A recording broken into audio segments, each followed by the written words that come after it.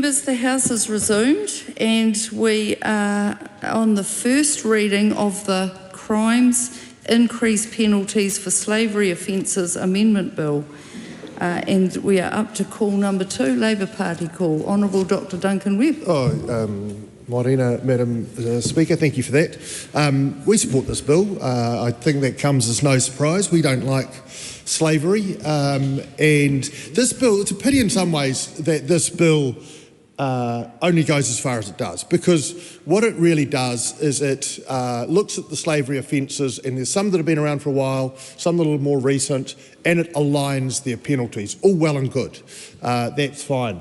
It's just a bit of a pity that the government hasn't taken on some of this work and looked at the problem of modern slavery, which we've got a Minister for Workplace Relations who says she has other priorities, whilst in Gloria Vale we've got people who are basically in bonded servitude, and that's the attitude of this government. So good on the member, and I understand members' bills in government are a bit tricky because senior members don't like you to step on their turf, and I have no doubt that Brooke Van Velden wouldn't want the backbench members to be showing up her lack of attention to modern slavery, because she's got more important things to do, like giving workers a pay cut with a 1.5% minimum wage increase. So look, I'll stop there because it's a perfectly reasonable bill.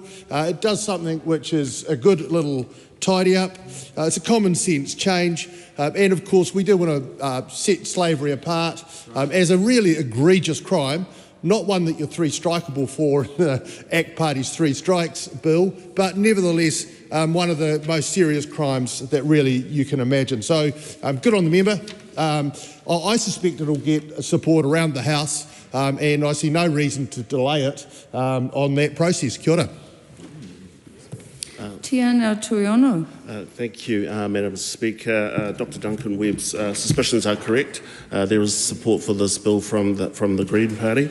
And just to acknowledge, as a country, we should always be opposing slavery. I mean, it seems like a fairly obvious thing that we should be doing. Upholding human rights and fairness is something we should always encourage. But I also do take the point that this bill doesn't go far enough, and I think the member acknowledged that in his first reading speech as well. I mean, the bill itself amends sections 98 and 98AA of the Crimes Act. And in that act there's some pretty heinous stuff in there, Madam Speaker. It deals with people under 18 who in terms of sexual exploitation, removal of body parts, or engagement in forced labour. It's a terrible, heinous stuff. And what this bill does, it makes sure that there is alignment for those penalties, so consistency. And so when we were thinking about this bill and looking through it, we couldn't see any reason why there was those inconsistency. So making sure that we're consistent with our approach is incredibly important. I do note that there was mentions in the member's first reading speech around there being companion legislation around modern slavery, Madam Speaker, which is incredibly important, because this is something that that the Parliament actually should have consensus on. And I do take the point that the Minister for Workplace Relations didn't consider this a priority, even though in 2022 the now Prime Minister and then leader of the opposition said he would march in the streets for modern slavery legislation. Madam Speaker, there's been a lot of marching in the streets. Have yet to see the Prime Minister out there joining us. But I think it's important to note that there was actually work that was already being done in the previous government. There was a working group which was looking at bringing modern slavery legislation in the House, and all of a sudden it's not a priority. It's not a priority for this government. So I do want to acknowledge the member, Greg Fleming, who does see this as a priority, and I would continue to encourage him to work right across the House to bring in those more substantive pieces of legislation. And I do want to acknowledge the work that has been happening in terms of getting that companion legislation together. And I was actually reading the report, and part of that companion legislation, it will bring in a number of different provisions, one of them around having an independent commissioner, getting a definition of actually what modern slavery is, because it's a bit bitsy here, there and everywhere, and so I think this is a good move forward. There's some things I think we can do in the mid-term and short-term, Madam Speaker, about things that we can do to curtail exploitation, because this is what is at the heart of this type of legislation, or should be at the heart of this type of legislation. And I think of, for example, the exploitation around migrant exploitation, for example, decoupling work visas, offering amnesty for overstayers, because there's always a power imbalance. And the member previously mentioned workers in Gloria Vale. It is all about making sure that you can balance that out so that people know, have those protections, so that when they find themselves in particular positions where they are vulnerable, that there is legislation to protect them, which we do not have at this particular point in time. So, Madam Speaker, the Greens will be supporting this bill. Looking forward to that more substantive work in terms of the companion legislation. Good luck to the member, Madam Speaker, to convincing the rest of the government parties, given that this actually, in my mind, should have been a government bill. We should have modern slavery legislation that the whole House can support, but acknowledging the initiative here to try to get something done through the backbenches as a member's bill. So on that note, Madam Speaker, I commend this bill to the House. Todd Stevenson. Thank you, Madam Speaker. I rise on behalf of ACT to support, we will be supporting it, but also to talk on the Crimes Increasing Penalties for Slavery Offences Amendment Bill. And I want to acknowledge Mr Fleming for getting this bill drawn and getting it to the House and having this first reading, which it looks likely to pass, given the indications from the other members this morning. It's quite exciting to have your members' bill drawn. I've had that myself, and I can assure Mr Fleming that his bill will be in good hands, as it's, I think, been referred to the Justice Committee, that very hard-working committee that looks at issues like this. So we will be very careful in our consideration of this and look forward to adding it to our very busy work agenda. This is a simple but important bill, and I don't want to get it mixed up with discussions on modern slavery, which are an entirely different topic from what this bill actually tries to address. And in an act where, as I said, we're very happy to support this because it is a simple but very effective and required bill. It actually is bringing New Zealand into line with other jurisdictions around its penalties for slavery offences, and I think it's good that this has been brought forward and that we are going to have support across the House to deal with this. It is concerning when you actually have the US calling you out for your slavery offences not being top-notch and where they need to be, and that was obviously done in 2001 when the Traffic in Persons report by the US State Department said we had dropped down to a Tier 2 standard. And so that we needed to do this to get our standards back up and align with our very important partners. Actually, kind of human trafficking and slavery isn't something that just happens in other places. Actually, since 2015, there have actually been 4 human trafficking prosecutions in New Zealand and a number of victims identified. And so it is important that our local laws do keep up with what is happening out there and making sure that we are aligned. The New Zealand government actually does have some plans in this area to make sure that we are trying to stop slavery and people trafficking and things in this area. And so obviously we've got a plan of action against forced labour, people trafficking and slavery. And so that obviously has some key pillars which government agencies are working on. We're obviously also very active in the international community cooperating with like-minded countries, including in the Indo-Pacific. And so, we are in international forums like the Bali process on people smuggling, trafficking and related transnational crimes, the Pacific Immigration Directors Conference and the Migration 5 meeting. So we are an active partner and participant in this area. And so, Mr. Fleming's bill just actually is good to ensure that we are doing our part with our local Crimes Act actually reflecting what it should and what other countries are doing. The last point I would kind of make is that ACT, and in fact the government, has a law and order agenda, and I think it's good that this fits nicely into what we're doing in our broader law and order agenda. And other members across the House have already mentioned some of those things, like 3 strikes. Later this morning, we'll actually be talking about another bill around victims' rights. And so we are a victims' rights,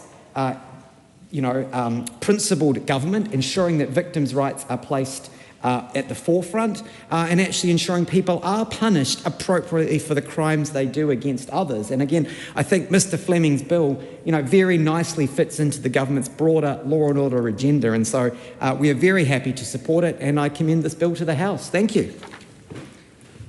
Honourable Casey Costello. Madam Speaker, I rise on behalf of New Zealand First to speak in support of the Crimes Increased Penalties for Slavery Offences Amendment Bill. This is a necessary step to ensure that there is some consistency and clarity around our penalty requirements around this area of how we treat workers and those that are exploited. New Zealand has had only a recent involvement with a conviction of slavery, and my knowledge of that case was quite intimate, and I appreciate the challenges and difficulty we had bringing those charges of slavery. The reality is slavery has been in existence as long as people have been living in societies, and it is a scourge on those societies, but we have to be realistic and practical in our approaches to deal with this issue. And fundamentally, we have to ensure we drive a level of consistency and priority in this area. I have been very pleased to announce the establishment of a ministerial advisory group looking at organised crime, because organised crime is a massive driver of slavery and exploitation across the world and in New Zealand, and I have intimate experience of managing those investigations and dealing with the reality of what that looks like for workers in New Zealand. There is good legislation, there is good existing frameworks to work under, but what we have to do is deal with the practical priorities of how we investigate these offences. What is important is that we provide consistency of the penalties to ensure that we establish that one is not greater than the other, that slavery is considered an abhorrent offence, and this is one step to deal with that positioning of our legislation. Yes, as stated, there is lots of work to be done in this space. It's how we prioritise that workload, and there is significant steps that are already underway in this space, and I commend this bill to the House. James Meagher. Thank you, Madam Speaker. Look, it is a real honour to get up today and speak in support of Greg Fleming's bill, my colleague Greg Fleming, and it's quite disappointing that it took about 30 seconds this morning from the opposition before they had a crack at Mr Fleming and at the current government. And I'm not sure how short Dr Webb's memory is, but he was part of a government that for 3 very, very, very long years had an absolute majority in this House and did absolutely zip about this issue. So if we're going to get a lecture about why it took so long for certain governments to prioritise certain bits of legislation, and for the Leader of the Opposition to say he'd march in the streets for this and then spend 6 years doing nothing about it, I'm not going to take lessons from Dr Webb 30 seconds into the morning about what did or didn't happen last term of government and what is or is not a priority this term of government. And of course, other members have mentioned about members' bills and said that this members' bill doesn't go far enough. Well, of course, those members have been around long enough to know how members' bills work, in particular how members' bills work when you're in government. And the goal of members' bills in government is for backbenchers and for people who don't have the ability to put bills through cabinet, like some of the members opposite who were in a cabinet, or actually some of them didn't quite make it to cabinet, but who were ministers in the previous government and who had the chance to get bills like this on the legislative agenda but did not do it. So all the lessons in the world from the members opposite about whether or not they prioritise this bill, they should look at themselves first before they sling arrows at Mr Fleming. But Mr Fleming has done a brilliant job bringing this bill forward and is actually, I understand, working very constructively with members of the opposition on this bill and on other pieces of legislation to go further on this bill and to try and get cross-party consensus on it. And so it was incredibly disappointing that 30 seconds into the morning, that consensus seems to be undermined by members who want to, at 9 o'clock in the morning, have a crack at the government. So there you go, that's the standard that we're setting today ahead of a very, very long morning and long afternoon. So, Madam Speaker, I am standing in support of the bill. The bill does one very simple thing. It increases and improves the penalty regime for what we'd call modern slavery offences. And it's important because, as members have noted, there was a report in 2021, not sure who was in government at that point, but in 2021 a report noticed that New Zealand dropped from being a Tier 1 nation in this area to a Tier 2 nation. So at that point there should have been a wake-up call for the New Zealand government about doing something in this area, but yet nothing was done. So we do have to take some steps, and if we have to do it in government or we have to do it in, as backbenchers, we will do so. And so this particular bill takes that first step. And it is about increasing the penalties in Section 98D and 98AA about trafficking people, about trafficking humans. And of course, human trafficking is one of the world's most insidious crimes, but it's also one of the fastest growing crimes that is happening globally. And of course, these actors are becoming increasingly sophisticated as countries around the world get to grips with increasing global conflict and some of the issues around the increasing numbers of refugees coming in and out of different nations. There are insidious actors and there are insidious operatives around the world who will take advantage of global instability and who will take advantage of incredibly vulnerable people and try and put out an offer of hope or an offer of a better life when actually what they're doing is they're trafficking these vulnerable people. And so we need to step up as a country, and Mr Fleming is taking the lead on this particular issue, and he's also, I understand, working with members opposite about trying to improve the regime overall. So I do congratulate those of us who are willing to work together on this. And I wanted to also touch on the fact that one of the members did mention that the Leader of the Opposition said he'd march in the streets for these kinds of issues. Well, that's all well and good, but we have a very special privilege in this House, We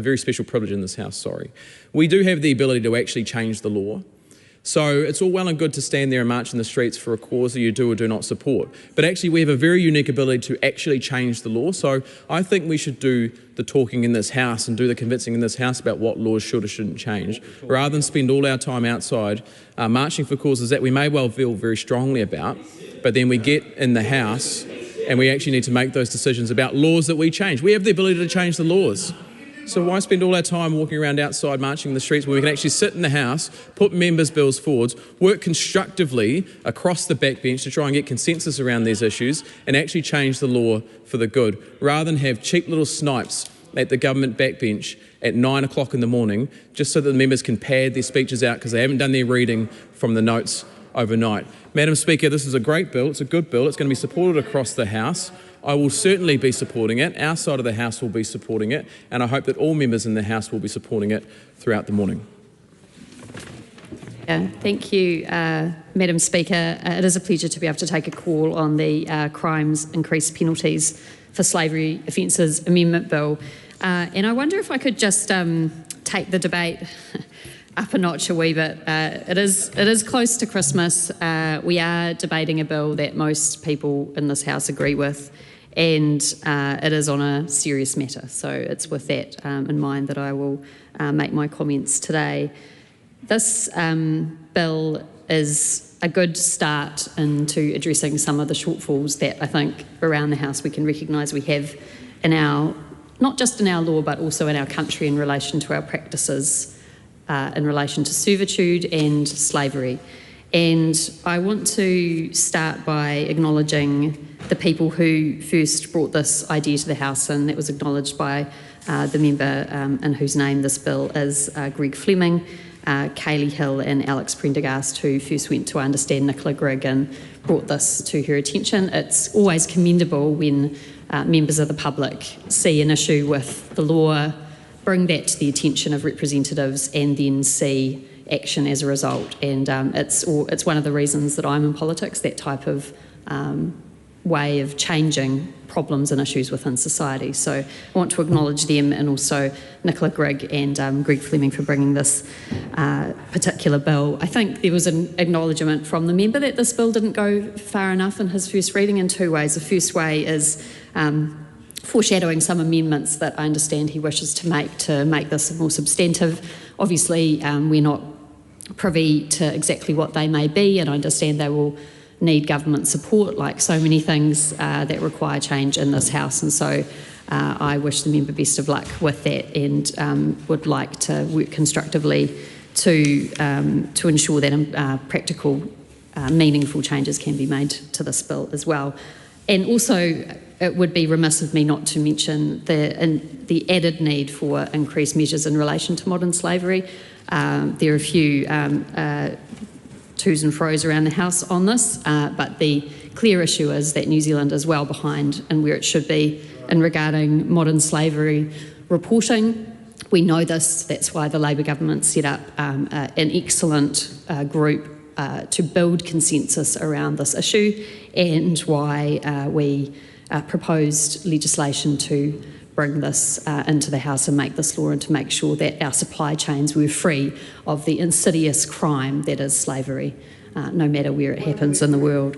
So that, unfortunately, that group was disbanded, but we have tried to make sure that this issue is not lost from the agenda of this House or from the leaders of this House. And I think it is good to be reminded that the Prime Minister did state that he would march in the street for modern slavery, and I agree with the member James Meagher when he said that we have a special role in this House in terms of debating and making laws, and my request to the Prime Minister would be to make good on that promise with his special role that he has in this House, to work with parties across the House who I think are the majority who want to see this legislation come forward. So that would be my plea. This bill is a good start.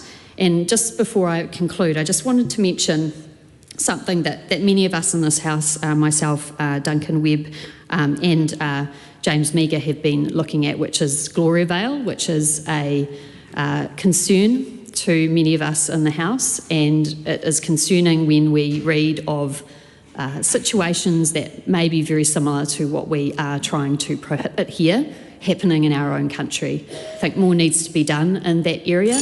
That is another area where I do believe there needs to be cross-party support for an ongoing solution for those people in that community, working with people like the Gloria Vale Leavers Trust, and it was great to be able to host them along with James Meagher in the House recently, and to hear of their concerns and to hear about what's happening currently. Pardon me. The key thing for me in my workplace relations role that I saw from that, and there are many other concerns in that community that Leavers will articulate, but hearing that 6-year-olds are employees there, for me that is not right. And it does mean we need to look at the work and the type of work and the nature of the work that happens in that community. And I would implore the House with my final comments to see if we can find a way forward that works for the people who are there, the people who have left their families, and indeed all of New Zealand, so we can be sure that no corner of this country is left without the human rights that they deserve. Cameron Brewer. Madam Speaker, it's great to hear the more conciliatory comments by the previous speaker towards this bill, calling it a good start. And I know the work she's done with the sponsor of the bill, Greg Fleming, co-hosting even on the morning of his first reading on the 20th of November, co-hosting a gathering of UNICEF young adults. And I know that if there's anyone that's going to be able to get across the political aisle, Madam Speaker, it'll be Greg Fleming, the sponsor of this private members bill. Greg comes to the House with a steeped background around working with young people, around working with Māori, around working with humanitarian causes and charitable organisations. So he is perfectly placed to strengthen up this bill, as has been indicated through the Select Committee process, the Justice Select Committee process in the coming months. And I also note, Madam Speaker, that this will be might be the 28th or 29th Justice Committee, 29th Justice Select Committee bill, and we look forward to processing the submissions. I also note from earlier comments, Madam Speaker, that particularly from the Green Party member, that this should have been a government bill, and the government's not taking it seriously, and that a private member's bill was not the right forum or right format. Well, as the Chair of Justice, James Meagher, just reminded us, and there's been threats of marching in the street and everything else by the opposition, is that they had 6 years and an absolute majority of 65 MPs, and now they wake up 1 year into opposition and full of despair. They're full of despair that our good member Greg Fleming is advancing this Crimes Increased Penalties for Slavery Offences Amendment Bill. And they didn't manage it themselves when they had 65 MPs. They could have sorted it out in the caucus party. They didn't even need to pick up the phone to anyone in the House. They had absolutely every opportunity, and they let that one go. So thank you to Mr Greg Fleming. He hasn't managed just yet to convince Auckland Council to dredge the Onehunga Lagoon. I thought I'd give that a plug in case Mayor Brown's watching. But he has managed, and he's going to do that. He's going to do that. Mr. Brown's going to do that. He has managed to get this private member's bill into the biscuit tin, and even more importantly, drawn. And so that comes before the Justice Committee for interrogation and for submissions. And I invite anyone who takes an interest in the international context and legislative framework around modern day slavery and human trafficking to have a look at this bill and front up to the Justice Select Committee and have their say. It's because we, across the Justice Select Committee, will be all ears. As has the member in charge of the bill, Greg Fleming, indicated that he wants to strengthen up provisions around the prosecution and against previously used defences. And so, Madam Speaker, we are thrilled that this has come, that this has been drawn, that the member that is responsible for it comes with the context that he is the right person to work across the aisle. He is the right person that comes with the lens into this Parliament, steeped in humanitarian causes and charitable organisations. He brings compassion to this Parliament, and he will be the right person to shepherd this through the Justice Select Committee with the overall aim of the bill, for those that might have just tuned in to Parliament TV or Truth Radio, that this bill aims to achieve a cohesive penalty regime that is a step forward to achieving New Zealand's hard stance against human trafficking. So this is all about toughening up. And as previous speakers have said, some might be surprised in the public that we're not as tough as we should be, and we've been sliding down the international scales, and we can do a lot better, and this bill will get us there. Madam Speaker, I commend the bill. Honourable Phil Twyford. Thank you, Madam Speaker. We're happy to support this member's bill brought to the House by the liberal conscience of the National Backbench. He's a kind of lonely ambassador sent out from the National Caucus out to try to make contact with the civilised world on behalf of his lost tribe, who are unkindly referred to as the Taliban and other uncharitable expressions. And he's welcome to come and talk to the civilised world anytime he likes, and we'll see what we can do to build consensus. Madam Speaker, this bill, as colleagues have already said, increases and aligns the penalties for slavery offences, and it's a modest but worthwhile technical bill, and we're glad to support it. But having said that, it's inevitable when a member brings a bill, yes there is a but, when a member brings a bill like this to the House, a modest technical bill, that it inevitably shines a torchlight on the yawning absence of action by the government on related matters. And my colleagues have already talked about the Gloria Vale issue, which desperately needs intervention by this Parliament and by the government on the related issue of forced labour at Gloria Vale. The celebrated quote from the Prime Minister that he would march in the streets for modern slavery, not a threat from this side of the House to march in the streets. He said it. He wanted to march in the streets. And what have we heard on modern slavery since then?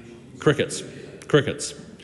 And there's a lot of appetite elsewhere in the House, across a number of parties, to see action on the supply chains, the global supply chains that sustain modern slavery at scale in the world today. And New Zealand needs to do its bit. And I know that the liberal conscience of the national backbench would like to see action on this, and I just wish he could actually get enough of his colleagues in the caucus to take the issue seriously so that we could see some action. There's a third issue that this debate puts the spotlight on, and that is human trafficking. Now, we have a serious problem in this country with the exploitation of migrant labour. And there are a number of cases recently that have come very close to human trafficking and quite possibly do meet the definition of human trafficking, which is the transport, the transit, the receiving of workers, often for forced labour or sexual exploitation, by fraud or coercion. And there is certainly, if you accept that people are being fraudulently moved across state borders for the purpose of working here, and then find themselves smack bang in the middle of extremely exploitative circumstances, we arguably have cases right now of human trafficking in New Zealand, and we need action on that. And unfortunately, what have we seen from the Minister, who was very vocal on these questions in opposition? We've seen the cutting in half of the ability of exploited migrant workers to get an open work visa to try to regularise their situation or at least find another job. That's the single most significant thing that's been done, a halving of their ability to get an open work visa or the time period. And yesterday we saw the removal of the median wage requirement for migrant workers. In one fell swoop, shifts vast amounts of money out of the pockets of migrant workers who come to New Zealand in order to reduce the bottom line for employers. And it will inevitably undermine the incentive for employers to hire local workers. It takes money out of the pockets of migrant workers and reduces their bargaining power. So we do support this, but the other side shouldn't be defensive about these things. Just take it on the chin and get on with the job. Greg Fleming in reply. Madam Speaker, thank you very much for this opportunity to close out this debate. My first member's bill, and so I do just want to acknowledge once again the original sponsor of this bill, the Honourable Nicola Grigg, and it was, has been mentioned, was by Todd Stevenson. It was a real honour to be able to have this bill pulled out and then be able to guide it through. And on that one, I do just want to acknowledge the importance of members' bills as part of our legislative process. And there's been a lot of, and I understand why, there's been a lot of mention about my own leader's comments before we became government about this. And I can assure you that he remains a strong advocate for this kind of legislation. And the reality of it is that this bill is in play. And this is a legitimate way of attending to some of the deficiencies in our law. And so I'm keen for us to, as a parliament, to run this process through, get as many changes as we possibly can through the select committee process, which is going to be chaired by my good friend and colleague James Meagher. Thank you for your encouraging comments, and also to Cameron Brewer as well. And I'm confident that by the time we get to that end of the process, we will actually have a far more robust framework within Section 98 of the Crimes Act, which is that area of our law that provides us with the ability to be able to seek out and prosecute effectively cases of domestic human trafficking. So I would just encourage us as a House to not diminish the place of members' bills. There have also been some helpful comments, and actually a great invitation there from Phil Twyford for me to strike out to new and undiscovered lands. I certainly intend to do that. In fact, I'm pleased to say that I've already been doing that quite a lot. And to that one, I do want to acknowledge my colleague and friend Camilla Bellich for her thoughtful work in this area. She's laboured away in this area for a long time.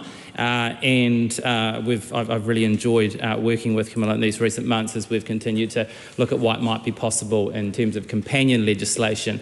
So that's in the area of modern slavery and reporting, which Todd Stevenson mentioned, and drew a helpful distinction between that kind of legislation, that kind of work, and what this particular bill at hand does. And the way that I would distinguish those, I think most succinctly, is to say that this current bill focuses on cases of domestic trafficking, of migrant exploitation. A number of the members opposite have helpfully raised issues currently before us in New Zealand, and in fact the Honourable Casey Costello spoke of her experience in that area. I hadn't realised that, Minister, until I began my own research in this, that this is part of your very wide work in this space, and I'm excited to hear of the working group you've put together. And I am hopeful that this piece of legislation can contribute helpfully in that space as well. There's no doubt at all that we do need some changes in this country, particularly around Section 98, and that's what this bill aims to do. Then the companion legislation is the area of modern slavery reporting. And to that extent, I, along with, I've been looking to build on the excellent work of the modern slavery reporting group, the research group that met for a couple of years. They and other groups, including World Vision, Tier Fund, and a host of other advocacy groups in New Zealand, have done an enormous amount of helpful work looking at international jurisdictions, and that is informing a piece of legislation that hopefully will be brought to the biscuit tin in the coming year. And so with that, Madam Speaker, I thank the House for their considered support of this bill. It does look like it's going to go through to the Select Committee, which I'm very excited about. At that stage, there will be a raft of amendments brought to make that Section 98 even more robust. And so to that extent, thank you to the House, and I commend this bill to it. Well, very good. The question is that the motion be agreed to. Those of that opinion will say aye. Aye. To the contrary, no. The question is agreed. Crimes, Increased Penalties for Slavery Offences Amendment Bill, first reading. The question is that the Crimes, Increased Penalties for Slavery Offences Amendment Bill be considered by the Justice Committee. Those of that opinion will say aye. Aye. To the contrary, no. The question is agreed. I call on members' order of the day number 2. Corrections Victim Protection Amendment Bill, third reading. Rima Narkley. Thank you, Madam Speaker. I move that the Corrections Victim Protection Victim Protection Amendment Bill be now read a third time. With your indulgence, Madam Speaker, may I first acknowledge my goddaughter Ishara, whose 16th birthday it is today, and her mother, my dear friend Manuja Samara Sina, passed away a few months ago unexpectedly.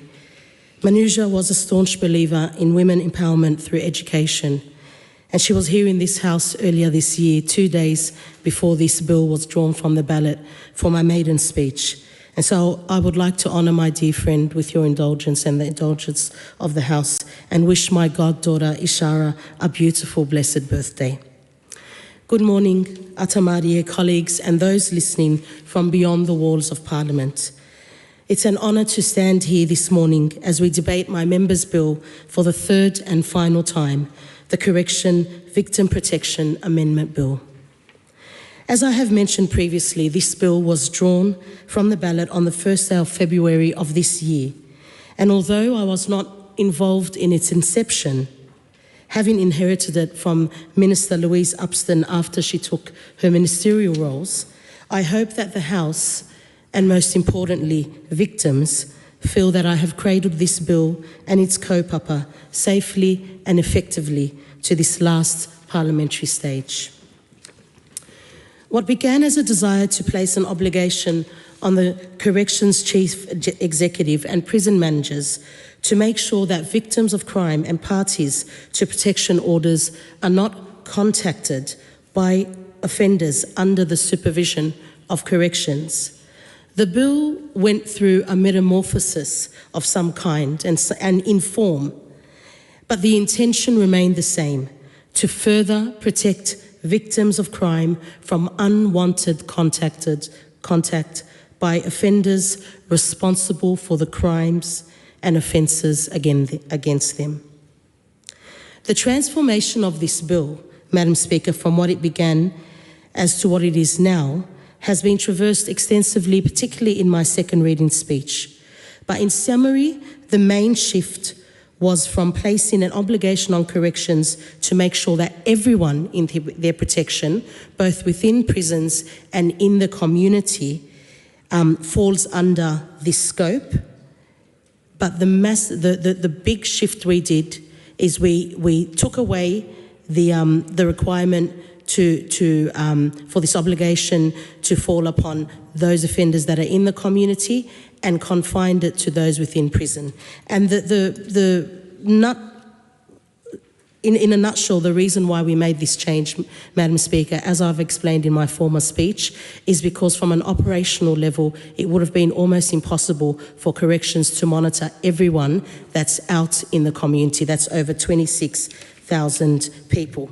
And so, although it saddens me that we cannot offer more protection or concrete protection for victims whose offenders are serving community sentences, for example, it comforts me to acknowledge that our government, and with the support of the whole House so far, is progressing with our stalking bill, which no doubt will strengthen protection for victims as well.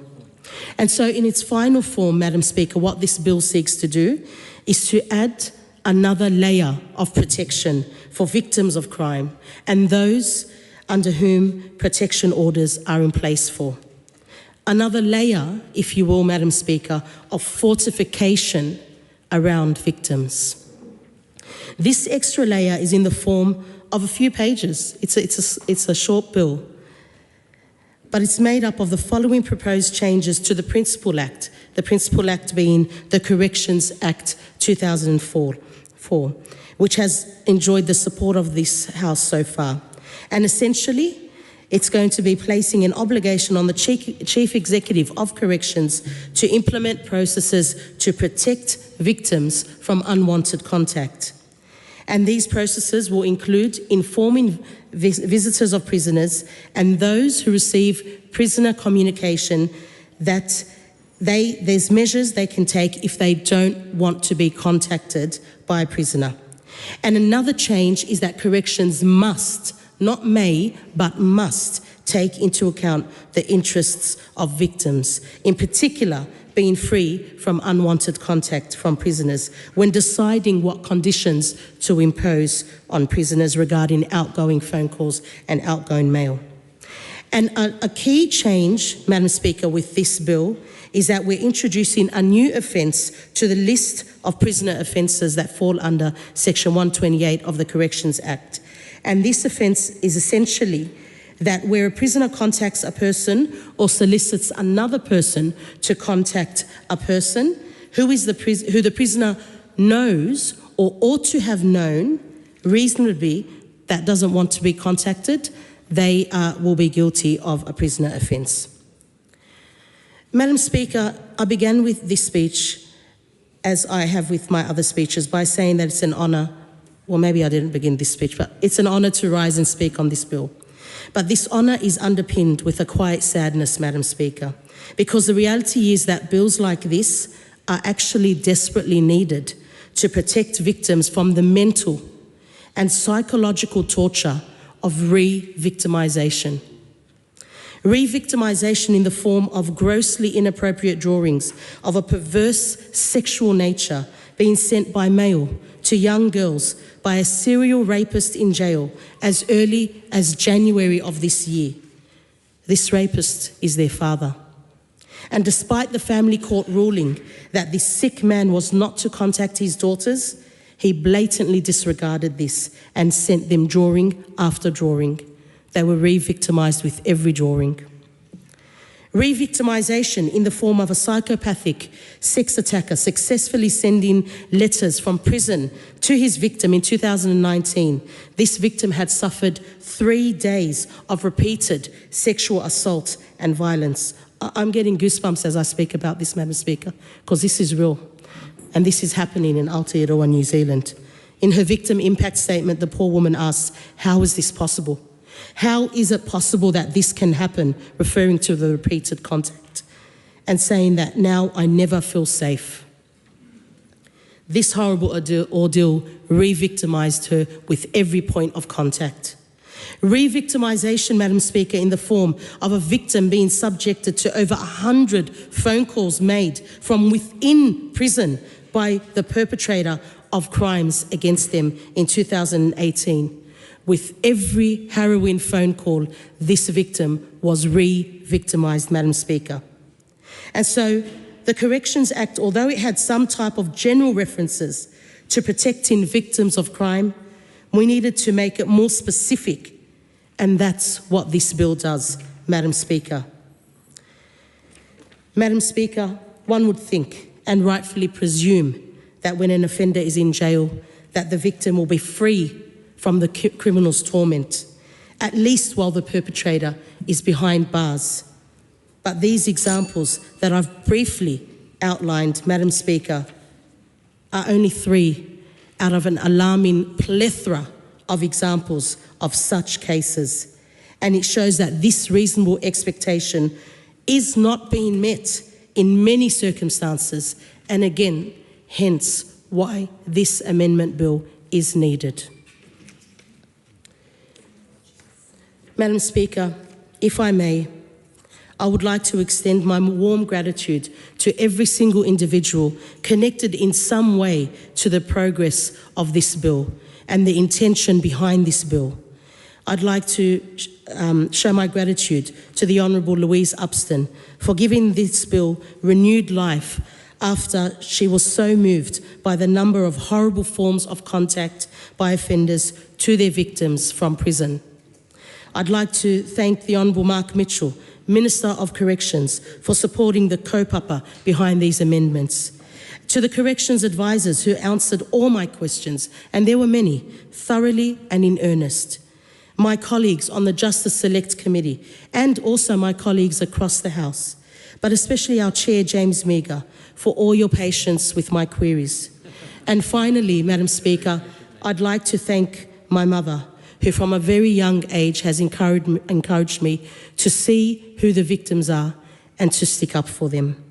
With that, Madam Speaker, I'd like to commend this bill to the House. Madam Speaker.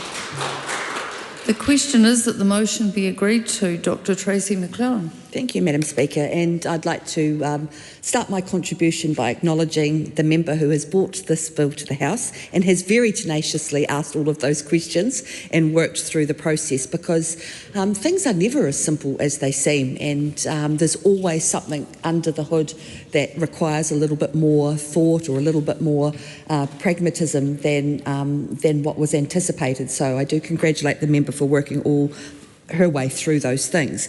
And I'd also like to acknowledge the people who are victims of re-traumatisation, and the fact that we should, as a society, have the expectation that when someone commits an offence against us and they are imprisoned, that should be the end of that process and not the beginning of a whole new process and a whole new experience. So the bill, as has been said, doesn't address all of the offender communications because it just wasn't practical when you start to think about how you could do that. But it does do the ones it can do, and it does limit those interactions from prison. So I think that is an absolute step in the right direction. And in that sense, it does, as members' bills should do, take a very specific and a very practical step. And even modest progress is valuable when it affirms victims' rights to safety and to peace of mind. And it does so primarily, as the member responsible for the bill herself said, by introducing a new offence for under the prison discipline regime for making unwanted contact, and it sends a signal therefore that harassment of victims won't be tolerated. And to achieve that practically, it does somewhat rely on victim education. It does somewhat rely on the recipient of prisoner communications being informed about the practical steps that they can do and what the corrections department can do to help them understand how they can stop that unwanted contact. So whilst not perfect, and whilst the onus somewhat being on the victim, it is a step in the right direction, and it will be interesting to follow the progress of how this bill makes an impact in the corrections system. It also places an expectation, as was said, on the Department of Corrections to actively consider the victims when they make the types of decisions that they make around communications, because as you can imagine, it's not a simple linear and tidy package of decision making that has to be made when you're balancing people's rights to communicate with victims' rights to not receive some communication. So again, it will be interesting to see how that progresses, and the Department of Corrections will need to report on that as well, so that provides us with that tool.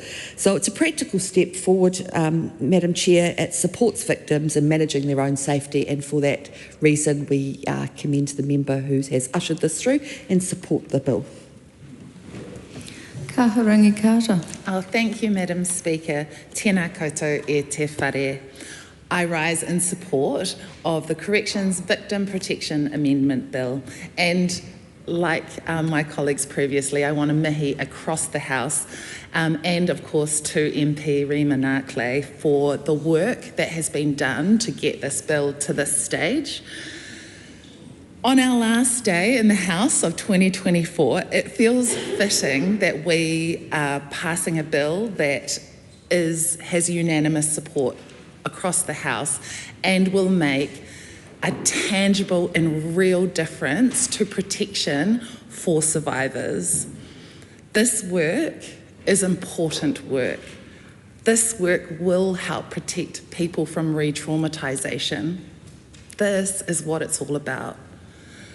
At the core of this bill is a vision for a world free from violence, from family violence and from sexual violence, and we shouldn't accept these issues as inevitable. To reach our goal of eliminating family and sexual violence, it is imperative that we have a survivor-centred approach to justice, one that protects survivors from further abuse, trauma, pain and suffering. A survivor-focused approach means listening and learning, and that is actually what the Justice Select Committee did through the Select Committee process. And we heard survivors, we heard those submitters, and we acted, and that is why here at the Greens we support this bill. What is clear is that this government is taking a fundamentally different approach to prevention.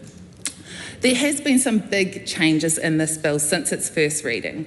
During the Select Committee process, and after hearing from the Department of Corrections that this would be operationally very difficult. The first iteration of this bill would be very difficult to implement operationally. The Justice Select Committee went back and did that mahi and really made those changes that mean that it will make a tangible difference and it will be implemented in a way that actually protects survivors.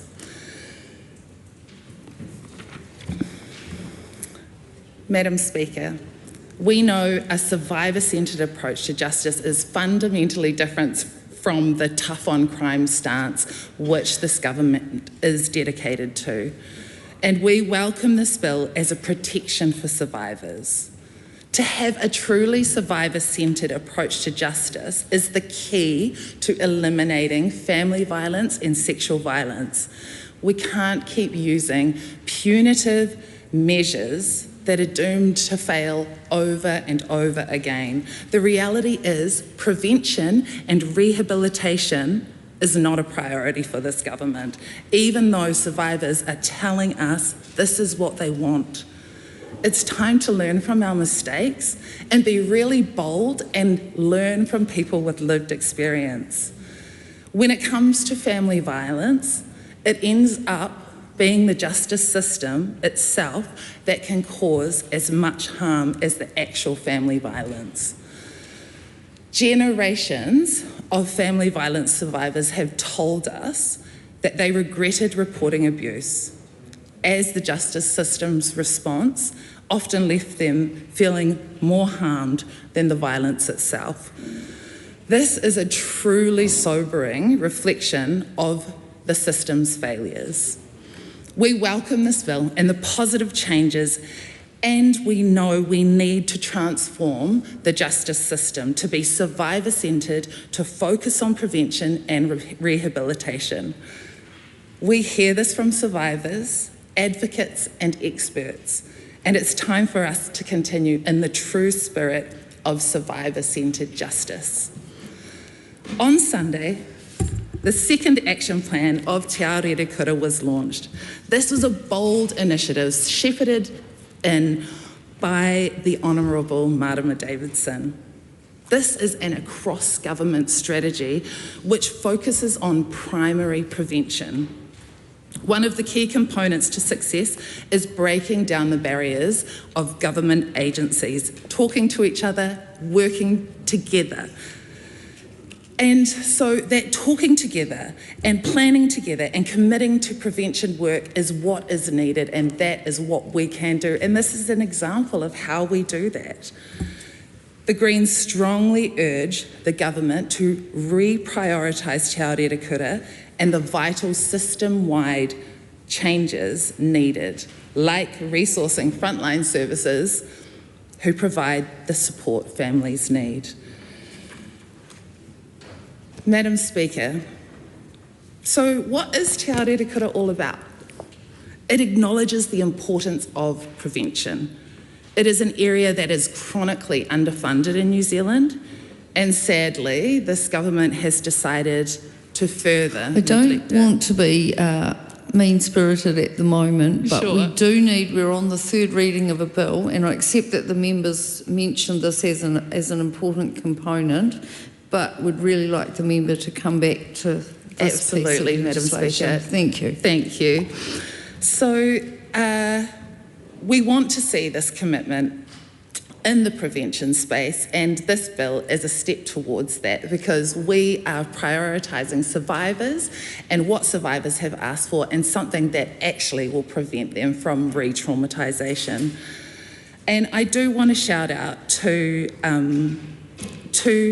successful programs like Te Whakaruru Hau, Waitomo Papakainga, and Te Whare Ruru Hau o Mere, where wahine and tāne are supported to break free from these cycles of violence.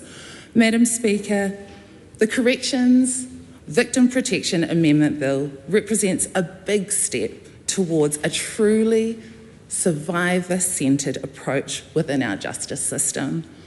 This bill protects survivors of family violence from unwanted contact, which is crucial to their healing journey. It is clear that a survivor-centred approach to justice is vital for the changes that we need to protect our future generations. And if we genuinely want to transform our justice system and provide effective protection for survivors, we must ensure that prevention is prioritised. Let's keep moving forward and working together on this prevention and rehabilitation work. We support this bill. Todd Stevenson. Thank you, Madam Speaker. I rise on behalf of ACT to speak on the Corrections Victim Protections Amendment Bill in this third reading. Firstly, I want to pay tribute to Rima Narkley, whose name this bill is in. Obviously, as she has outlined this morning, she did inherit this bill, but I don't think there could have been a better person to actually have inherited this bill. Ms Narkley is a very hard-working member of the Justice Committee, I'm sure of other parliamentary activities as well, but I've had a lot to do with her on the Justice Committee, and she is a very victim and survivor-centric person. She's very intelligent, and she did an amazing job shepherding this bill through the Select Committee process, asking the right questions, always pushing for more and more. And as she said, the bill started off in one place, it developed, she would have had a regime that actually would have covered every person under corrections supervision in all of New Zealand, but accepted that there was some impracticality to that, but did keep pushing, and I want to talk about that a little bit later, about some of the things that I think we can do to follow up this bill, which it looks set to pass. So I want to say thank you to Rima for continuing to be the voice of victims and survivors, and I think we're going to deliver you a slightly early Christmas present this morning, but more importantly, we're actually going to deliver for victims and survivors in New Zealand a Christmas present. And really, as has been outlined, what this does is strengthen the protections in place for people, victims and survivors of crimes, who do not want to hear from the perpetrators of the crimes against them. Now, that's a pretty simple concept. If you have been subject to a crime, often violent and often sexual offences, and you do not want to hear from that person ever again, I think that is something that you should have as a right as a victim or a survivor. And so while there was some general protections in place, they were not adequate. And that is clear because actually corrections worked and actually asked for a 6-month implementation period because they wanted to make sure they had the proper processes and practices in place. And so they are clearly going to be strengthening what they do already.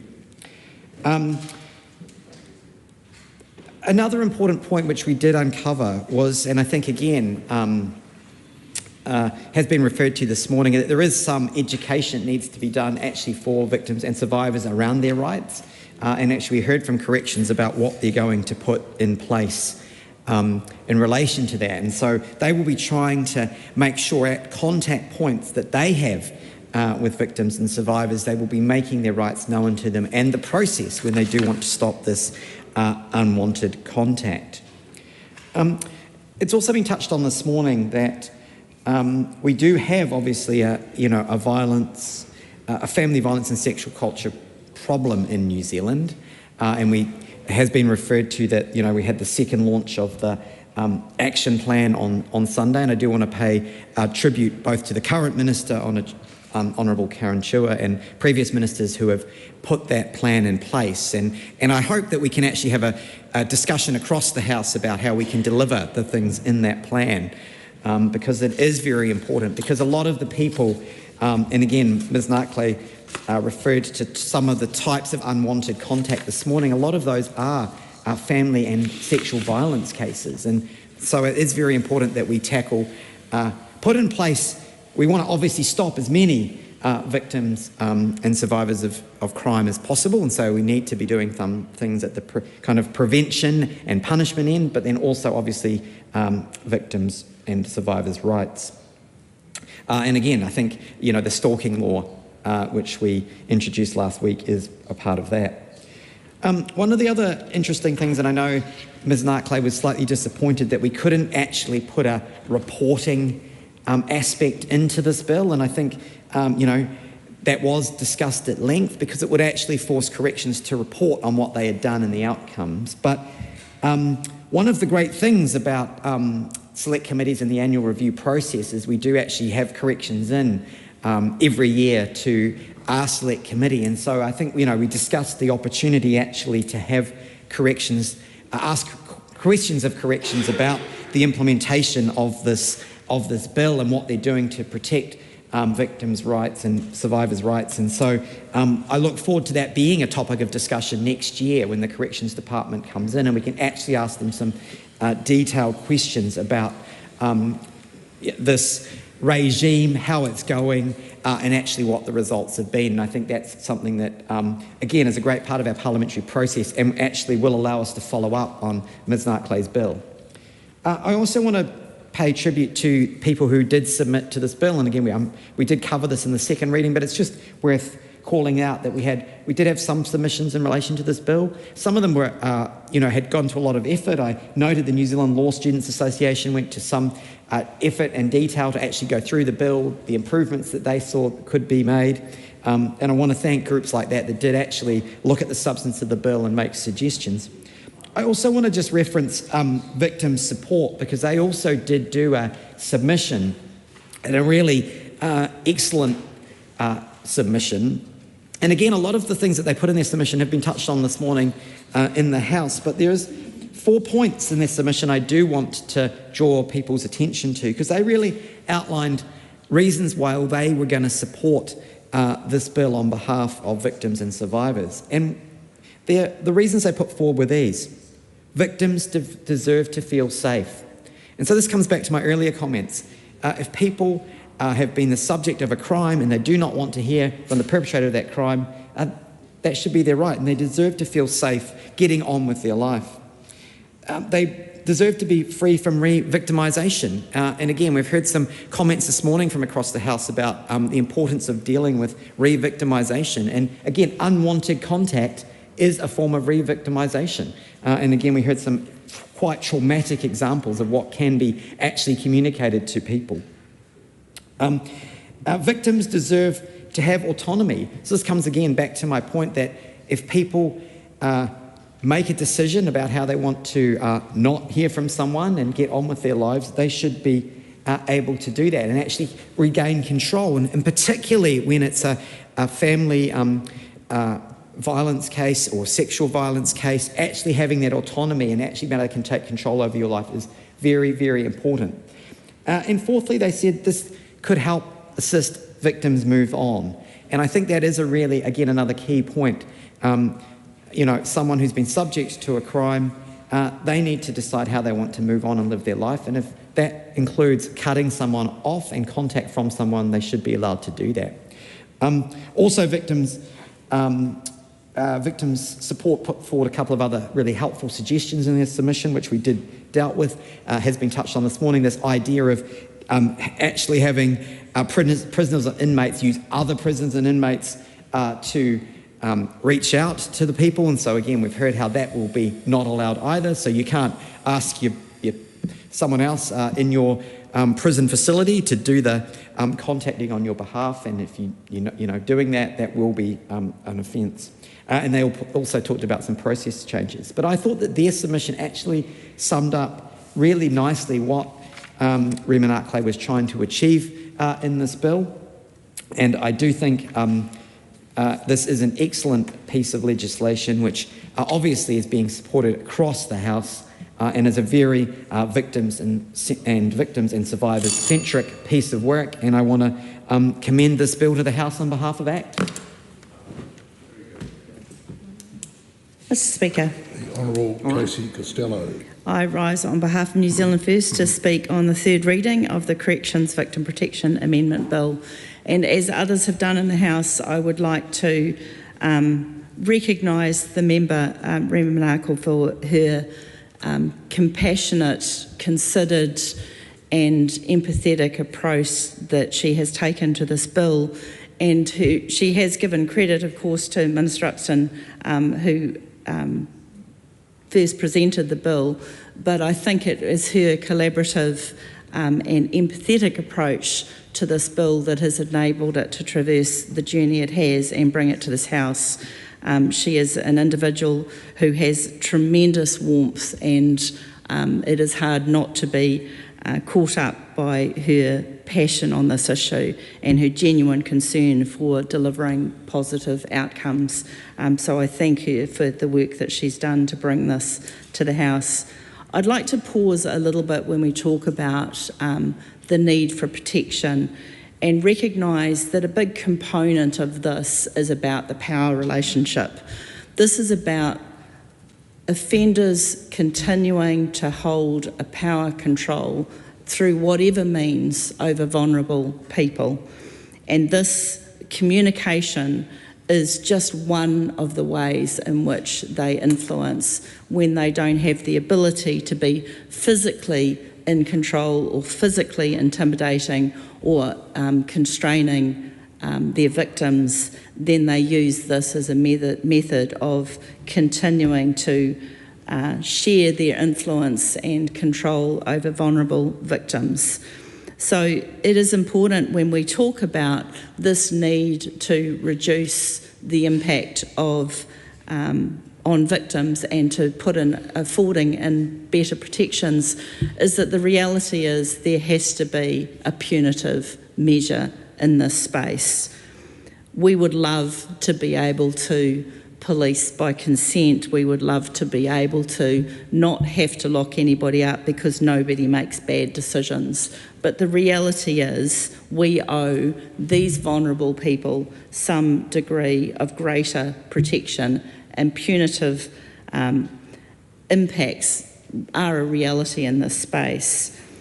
There is opportunities, of course, to break the cycle, and I think that we have to be a bit more considered about the environment of corrections, and I think the work that the member did through this process and working with corrections, it was quite an eye-opener as to how much corrections actually do deliver in terms of trying to break this cycle, to rehabilitate, to educate, to strengthen, to make a different pathway so that different decisions can be made. But that doesn't happen overnight. And the reality is these victims need protection all the time. And as we work through that process of better education, of better housing, of better career opportunities, all of those things that will enable people to live better lives and reach their potential, that is not immediate, and therefore these steps need to be taken to ensure that we have some assurance to victims.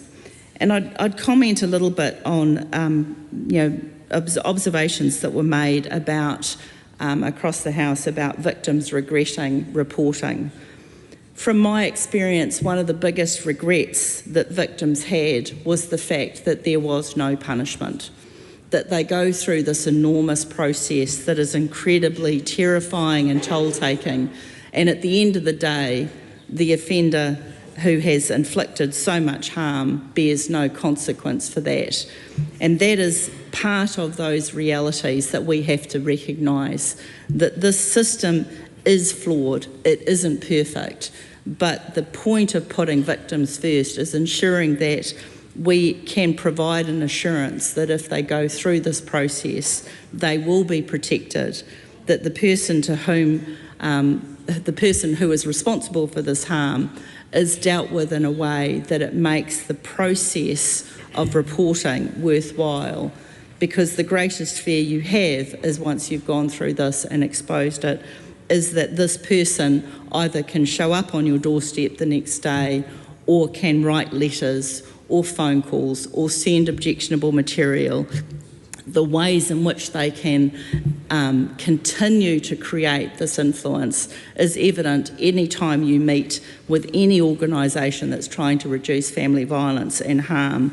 The insidious way in which they can continue to invoke controls, whether it is through transactions into bank accounts, whether it's controlling money, whether it's sending text messages, sending other people to send messages. It is this ongoing level of control that this bill is serving to reduce.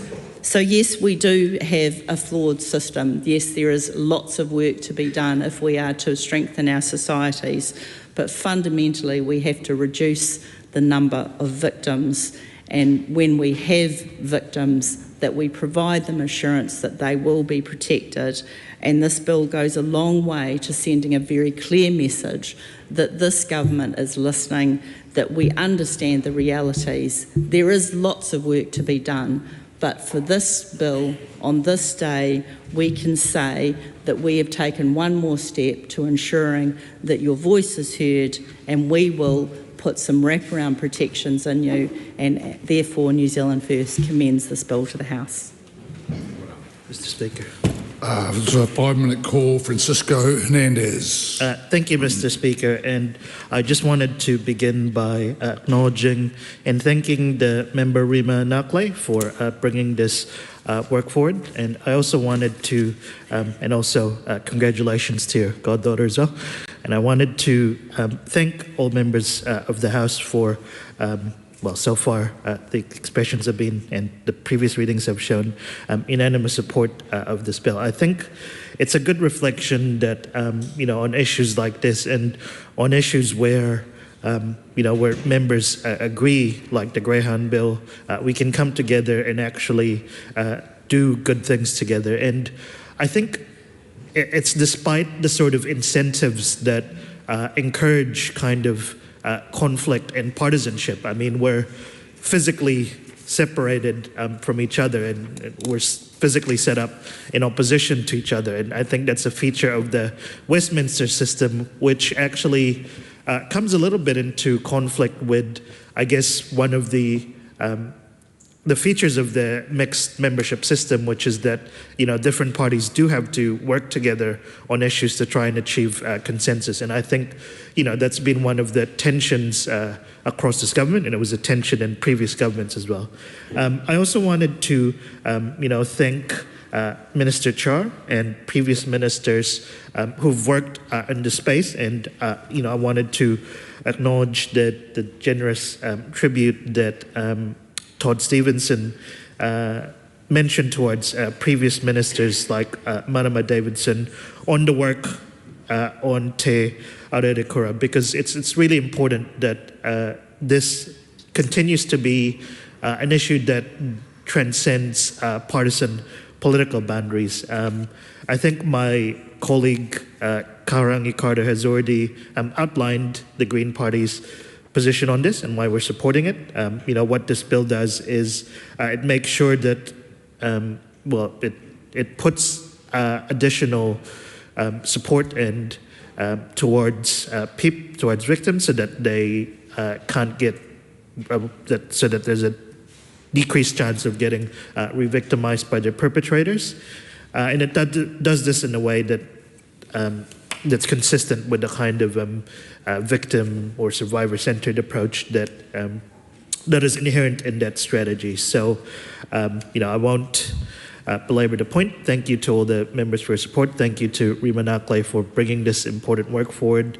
And yeah, I hope that we as a House can continue to work together on issues like this, and have more issues like this that transcend partisan party politics. Kia ora. Grant McCallum. Thank you, Mr. Speaker. It's with great pleasure and privilege to rise to speak in the third reading of the Corrections Victim Protection Amendment Bill, and particularly acknowledge my very good and hard-working colleague, Rima Nakle, the MP for Takanini. It's a real honour to get a members' bill drawn and get to this point where you're about to actually pass law. I think that's quite something. It's one of the privileges we get as being MPs. And I'd like to also acknowledge her very supportive husband, Roger, who's here today. It's great to have that support, and we know how much they support each other. So it's great to have you acknowledged up here as well. Look, I can't imagine actually having been a victim and then being re-victimised by someone who thought was actually you should be safe from, because they're in prison.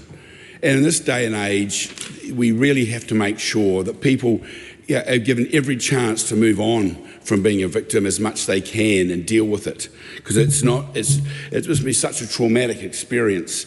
So to actually then make it, these people allow for more protection for victims is outstanding. It's a great reason for this bill, and it actually fits in really well with what our government is doing in the whole law and order space, and that's putting a real focus on victims, because we felt in the past that balance had been lost, and we're bringing it back to a situation where victims are at the centre of the criminals of the justice system, not the criminals themselves, and it's going to make quite a difference, I think, for people to put an obligation on the CEO of the prison system to actually say, of corrections, to actually make sure, to go the extra mile to make sure people aren't being re-victimised while their perpetrator is in jail. I mean, it's obviously a challenge, because recently we've seen pictures from within jail taken of people on smuggled phones and so forth. So it might just add that extra focus in that space, which I think will be a really good thing.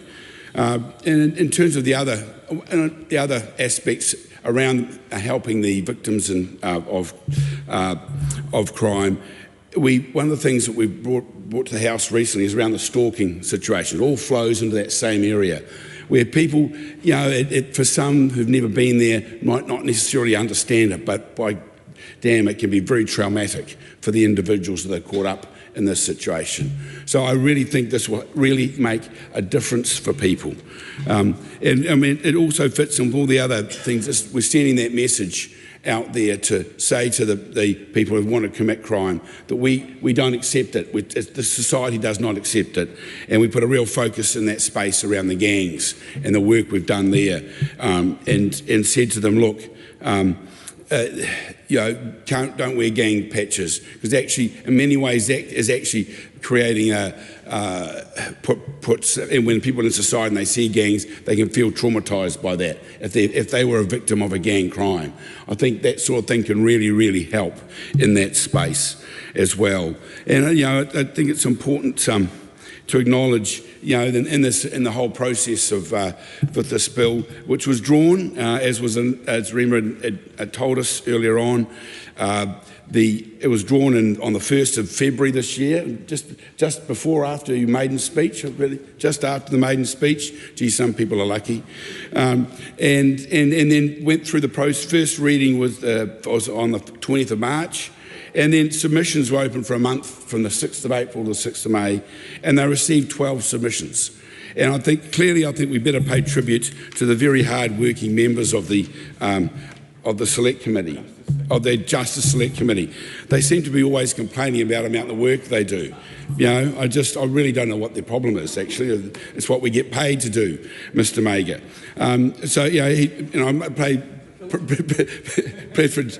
I pay compliments to the chair, who's done a good job of chairing it, and Deputy Chair Jamie Arbuckle.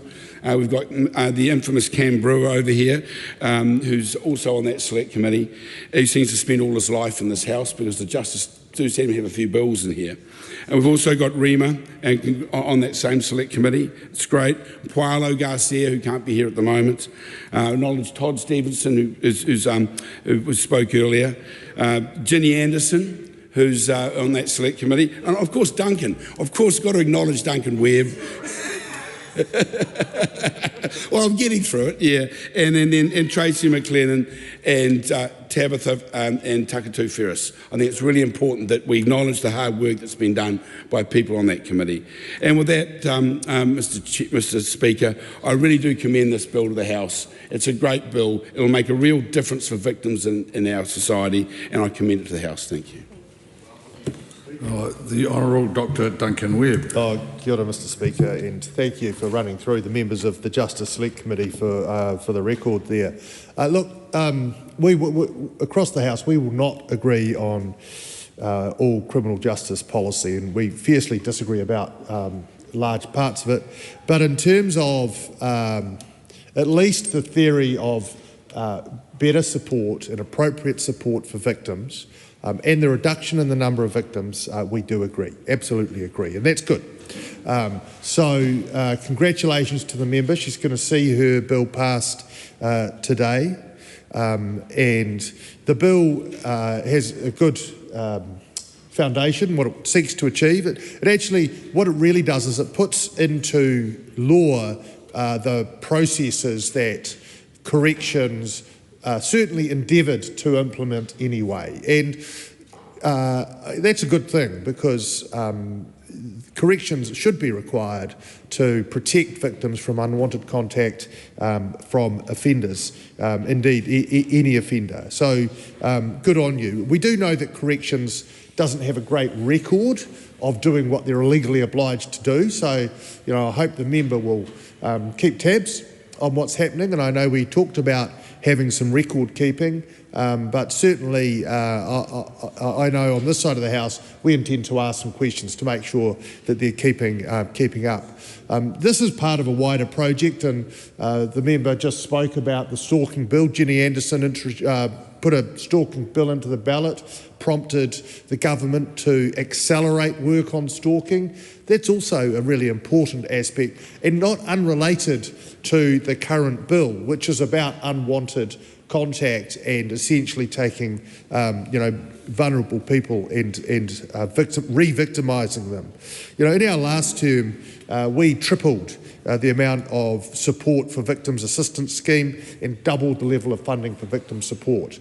And I've spoken to victim support, and they do struggle. They do a fantastic job with very limited resources given the number of victims they do assist. So I hope that not only will we put in law these existing practices for corrections, but we'll also make sure that funding keeps up with demand in terms of victims.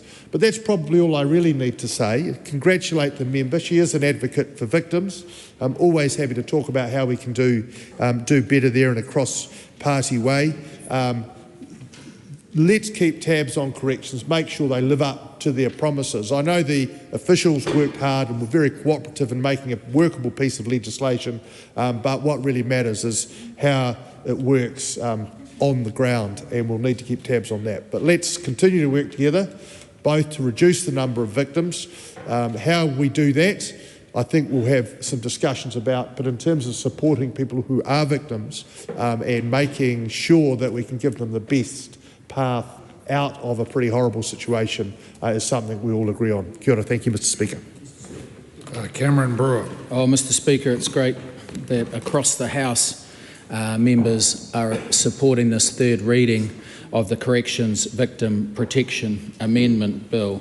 And like others, I just want to acknowledge its sponsor, Rima Nakle, and all the work that she continues to do around advocating for victims. And I just want to reflect on what she said in her second reading speech as the sponsor, Mr. Speaker. Quote, "This bill at its core is about victims.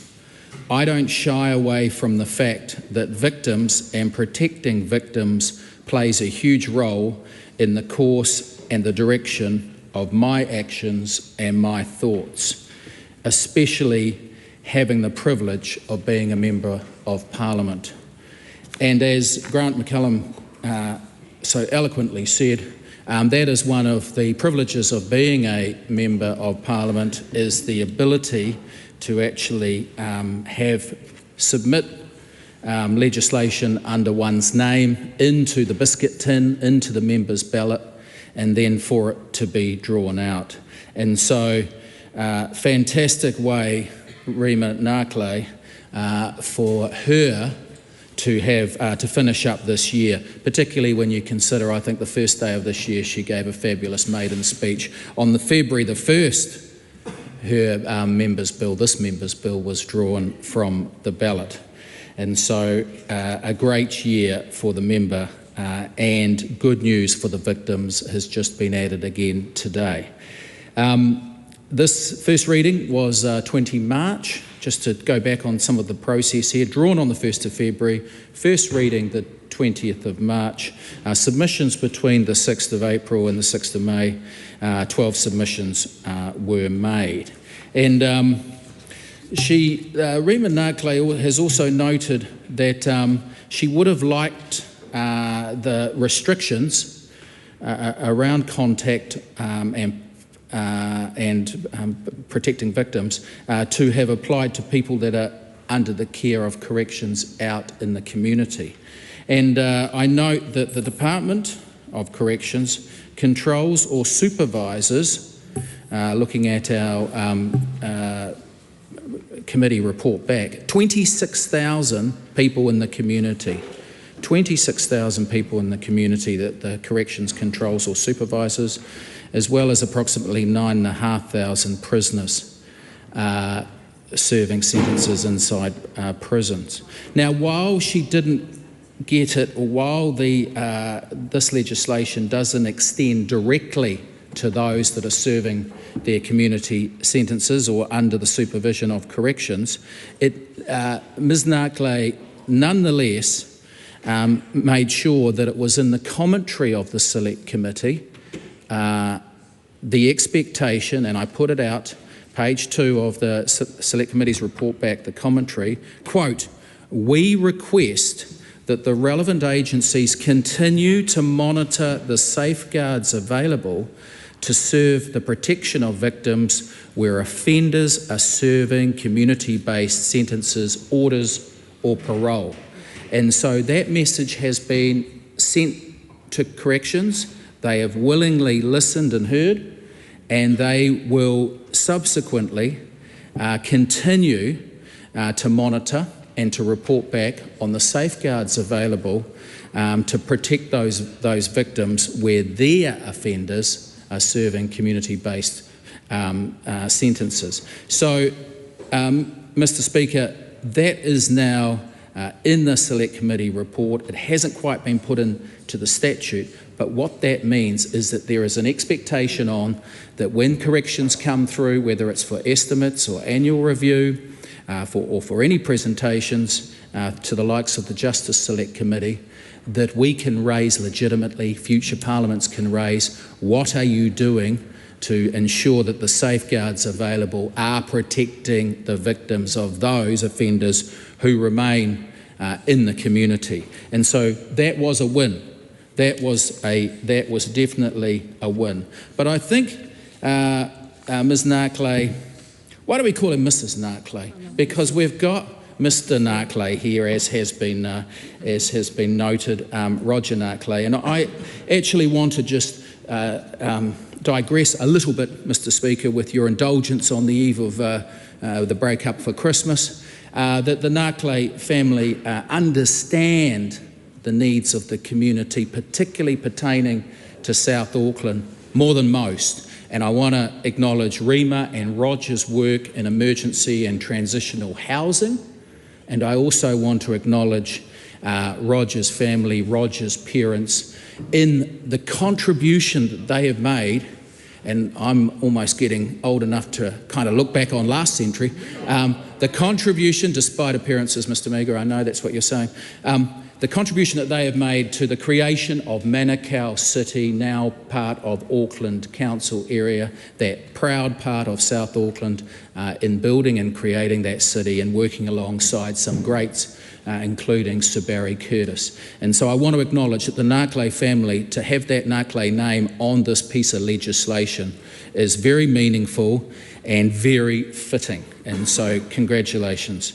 Another win that we mustn't overlook. So we've got corrections pinned down as far as ensuring the safeguards are available and monitored for those that are serving sentences outside of prison, but inside, as the statute now prescribes, Mrs Narkley has ensured that must has replaced may, and as we know in legislation, words count. Must now replaces may, which is a major victory for victims across New Zealand going forward.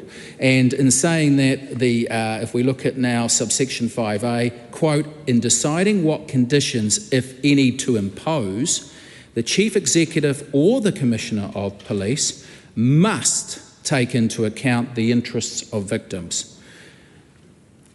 Rima Nakle has managed to get that word in, and that's no easy task to change statute from may to must. So the word must now be taken into account as opposed to may take into account the interests of victims. And subsequently, victims, their lawyers, their families, their friends, their loved ones, their supporters, their whānau can say they have to do this. They must do this. It's in the law of the land. And so congratulations to Rima Nakle on that. Again, for those that might have tuned in latterly and wondered what we're talking about, this bill, the Corrections Victim Protection Amendment Bill, aims to protect victims of crime and people under a protection order from unwanted contact from prisons. It amends the 2004 Corrections Act by creating an obligation. And Mr. Speaker, it's a must obligation, it's not a may obligation. And we know that in the public service, words count to how they interpret legislation too. May is a lot different than must. And so must is now in the statute. And so, Mr. Speaker, that is a huge advancement for victims nationwide. And it comes back, I just wind up on a sobering note of a lot of incidents that we can point to where victims have been terrorised by their offenders. And I go back to one victim of that the Herald repeated a few years ago, of a unprovoked and gratuitous and prolonged severe beating. Their offender made 102 phone calls from prison to that victim in a desperate bid to prevent that victim from testifying against him. And the victim's number was on an approved call list of recipients. And in July that year, the offender urged the victim repeatedly to evade police and to not testify. And the victim subsequently started not turning up for trials and not turning up to court, and it just prolonged it. He also got another inmate to call and terrorise the victims. So, Mr. Speaker, there are some shocking cases of victims that have been traumatised by offenders from prison, from unwanted contact and calls. This puts an obligation on the chief executives to do a lot better. They must now ensure protections are in place for victims. I commend the bill. The Honourable Damien O'Connor. Thank you, Mr. Speaker. And I, while not being on the Select Committee or not directly involved, I have, as I guess previous Minister for Corrections, some awareness of the situation, and we are all in this House, of course, mindful of the need to protect victims across this country, and they come in many shapes and sizes and forms. And in this bill, of course, they are obvious. Those are people who do not want to be contacted. I'd like to congratulate the member.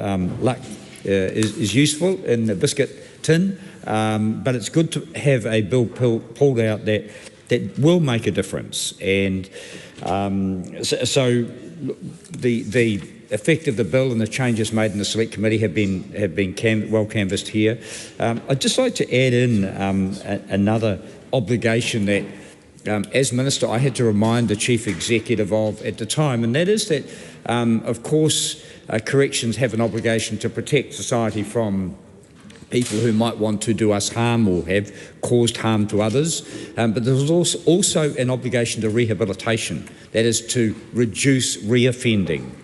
And what we do know is that without proper opportunities for rehabilitation while under the control of corrections, the chances of reoffending, of victimisation will continue. And while this order here and this piece of legislation clearly ups the obligation, I'm not sure that we could say that it will prevent it without those offenders actually understanding why they shouldn't do this. And I know that might sound a little idealistic, but corrections will have control over the prisoners, over people who are serving sentences for only so long. Beyond that, ultimately, it's our ability to turn around the minds of those offenders, have them understand how the offences occurred and why they must change their ways. That is possible through proper sentencing, through proper custodial protection and oversight that prevents them, through this bill, contacting victims, and we know that that's the right thing to do. But ultimately, long-term protection for those victims will only occur when rehabilitation has taken place or those offenders have understood the error of their ways. And so, look, I'll just say congratulations to the member for her bill. Placing, as was said before by this previous speaker, changing may to must might seem like a somewhat insignificant change, but we know as lawmakers in this House it does change the way that the law is implemented. And so, look, it's a good step forward. It will better protect those victims who don't want contact from the offender. They feel threatened by that for whatever reason, but also a reminder to the police and others who are implementing protection orders that they have to follow through on those things as well. Victims won't be secure by this piece of legislation alone. It will require a cross-agency focus to protect the victims. But I'll repeat once more that actually rehabilitation ultimately is the only long-term way of securing victims' rights, their security, their peace of mind. So I support, as the Labour Party does, of course, the passage of this bill through the House. Kia ora. Hamish Campbell. Thank you, Mr. Speaker. I rise to speak in support of this great bill, of course, the Corrections Victim Protection Amendment Bill in this third reading. And like many other speakers, I would like to acknowledge my great colleague Rima Narkley for all her work in shepherding this bill through the House. It already has been talked about how wonderful a local MP she is, with really great connections with the community and really understanding the needs of her community. So I do want not just to acknowledge her work in the House, but also acknowledge her work in her local electorate as well. And I think it's very clear. Rima talked to me and some of my colleagues last night about the purpose of this bill, and I think it really is very clear that this bill aims to protect victims of crime and people under a protection order from unwanted contact from prisoners. It will amend the Corrections Act 2004 by creating an obligation on the Chief Executive to implement processes to protect victims from unwanted contact. And really what I'd add to that, I think this bill is really just a common sense protection or process for victims, because no one chooses to be a victim, Mr. Speaker.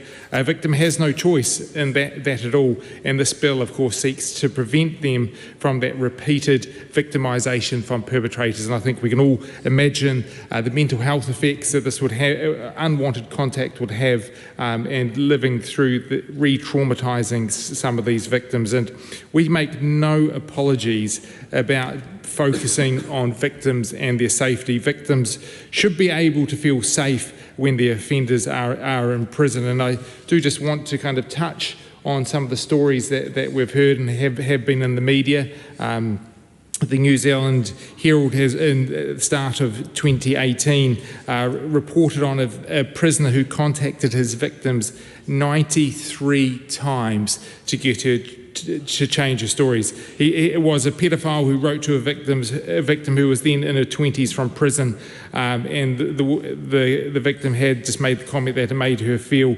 unsafe and dirty. And I just want to acknowledge the effect that these sort of events have. And of course, the National Party MP, Louise Upson, at the time said that it was sickening that the prisoner would be able to contact a victim who would have been re-traumatised. And I think we all can kind of, we can all imagine what impact that would have. A victim advocate, Ruth Money, said that when victims are first contacted by prisoners, they were often shocked, then scared. And I think probably the general public would probably be quite surprised that this bill isn't already part of our rules and regulations. I think probably most of the general public would think that once someone's in prison that they wouldn't be able to contact their victims, but unfortunately that's not the case, and we're lucky to have REMA to actually kind of fix that problem. And of course, one of the previous speakers spoke about a man that was contacted from jail more than 100 times to try and get the victim to not give evidence at his trial, and that victim had been severely beaten. The beating had gone on for about 15 minutes, and a whole series of punches and kicks that led to quite considerable damage and physical injury. And of course, that perpetrator was busy trying to really harass this victim to get them to not go to court. And of course, that ended up dragging that process out. And of course, we know that court proceedings hopefully can bring closure to some of these victims so they can move on with their lives. And if we don't have this measure in place, of course, that will just drag that out. And it's really a basic intimidation tactic which we need to kind of stamp out. And I would also like to actually refer, just in the closing time that I have, want to also reference further proposed legislation changes to the crime legislation around stalking and harassment. That's gone through its first reading and is with the hard-working Justice Select Committee. And I do believe this is one of 28 bills that they have considered this term. The chairperson is indicating even higher, and I just want to acknowledge all the hard work they do. So time's up, but I do just want to commend this bill to the House. The Honourable David Parker. As has been said by earlier speakers, on behalf of the New Zealand Labour Party, we are supporting this bill. Can I congratulate Rima Nakle for her work on it, and I have nothing further to add. James Meagher. Thank you to Mr Parker for paving the way for a slightly longer contribution towards the end of this debate. Look, Mr Speaker, with your indulgences, I'd just like to start with a short public service announcement. I'd just like to wish big congratulations to Miss Sophie Wedd for winning the Hawke's Bay Tennis Open Under-16s competition. I'm aware a relative of Miss Wedd is in the House today, but I don't want to have her have to ad hoc amend her potential speech in the next bill and put her under a bit of pressure. So I just wanted to wish Sophie a big congratulations from everyone in the House, I'm sure. Well, Mr Speaker, back to the bill at hand. It's been said many times today, and I'll say it again, a huge congratulations, and I'm very proud to support the bill in the name of Mrs Rima Nakle. Rima is Mrs Nakle. I can't refer to you by your first name. Mrs Nakle is, I think, undoubtedly one of, if not the strongest supporters and advocates of victims in this House. And there was a comment mentioned before by Mrs Nakle that the Chair may have had a significant amount of patience with her queries throughout this process. And I can reassure the member that her queries, compared to some other queries we receive on the Justice Committee, were incredibly polite and very straightforward to handle. So I welcomed those queries because they ended up producing a bill that's come to us now, which is actually much stronger than what it was when it went into the Select Committee process. And I'll traverse some of the reasons why some people may think that the bill didn't achieve what it originally intended to set out to achieve in terms of protecting all victims of offences from all potential offenders in prison and in our community. But actually what's happened through Mrs Nakle's dogged determination and advocacy, we have a bill which has significantly been strengthened through three key provisions, which I'll touch on later on. But I wanted to move to this the change from the bill as introduced to where we are now in terms of what we're going to be passing in the House over the next few minutes. And the main change has been, of course, and members have touched on it, is that the bill as introduced purported to try and prevent or place an obligation on corrections to protect all victims of offences from any unwanted contact from all individuals under the control or supervision of corrections. And we heard from corrections throughout the process that as much as they would be keen to do this and as much as they try to protect victims to the extent that they can, given that they monitor and supervise over 26,000 individuals in our community and over 9,000 inside the prison system, it is just the sad, sad reality of the state of our nation that we are not able to do that. We are not able to offer that protection. But what we can do through this bill, and one of the changes that has been made to this bill and advocated for by Mrs. Nakle, is to provide an obligation on corrections to introduce or provide an obligation on them to inform recipients of contact or recipients of communication from prisoners inside the prison system of their rights, of their ability to prevent unwanted contact. And actually that change is going to make a significant difference. It provides the impetus for corrections to do more of what they already do. Corrections already have the ability to limit contact, unwanted contact by prisoners to victims or to anyone, actually, whether that's mandated through the court or whether that is contacted to corrections through non-contact orders. They have the ability at the moment to mark on outgoing mail some of the options for victims in terms of if you do not wish to receive mail from this prisoner, please contact corrections and we can place you on a not contact list.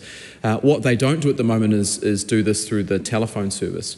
And so one of the changes that this bill will hopefully introduce, one of the reasons why there needs to be some time for it to come into force, is that the corrections can look at what automated messages they can put in the telephone system so that before calls are made, victims are made aware or recipients of contact, because it's not necessarily just the victims of offences, it may well be their relatives, it may well be people associated with those victims that prisoners are trying to reach.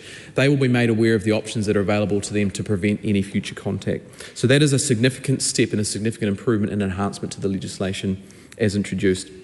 The second thing that the legislation has done to strengthen it is to actually create a new offence of undertaking unwanted contact, or essentially where a prisoner attempts to make contact or solicits contact with an individual who they know or ought reasonably to know does not wish to be contacted or has a non-contact order in place, that will be an offence under this Act.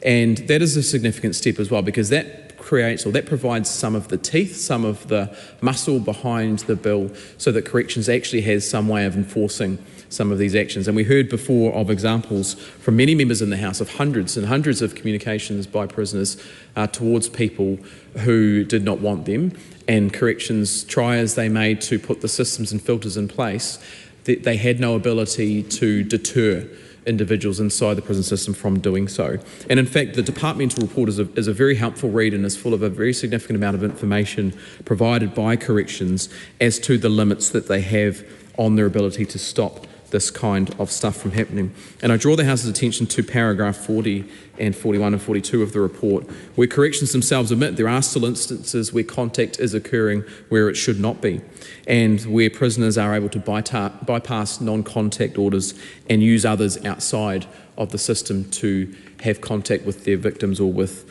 associates of victims. And so this new offence provision will not only put an obligation on corrections to prevent that or create an offence for the individuals themselves, but for others who are being solicited to create that contact too. The third thing the bill does to significantly strengthen it is it creates an obligation on corrections to take into account the interests of victims when placing conditions on outgoing calls and outgoing communication. And I think that's an important step to take, because as we know, Mrs. Nakle is a strong advocate for victims. And in fact, throughout the Select Committee process, it may, if any member or any member of the public ever tuned into the public hearings part of our deliberations and our consideration of bills, and you see Mrs. Nakle take a question, often those questions will be to challenge some of the assertions made by academics or made by experts or made by even community organisations about the impact of legislation on the justice system. And without a doubt, I can think the vast majority, if not all of those interjections, are often focused, or indeed always focused on considering whether or not that individual submitter had considered the rights of the victims and the interests of victims when making those submissions. And that may be uncomfortable for some people to see when submitters are challenged on some of their assertions, but I think Mrs. Nakle takes no trouble at all, and it does not bother her at all to put her views forward and to make sure that the rights of victims are placed on the record as well.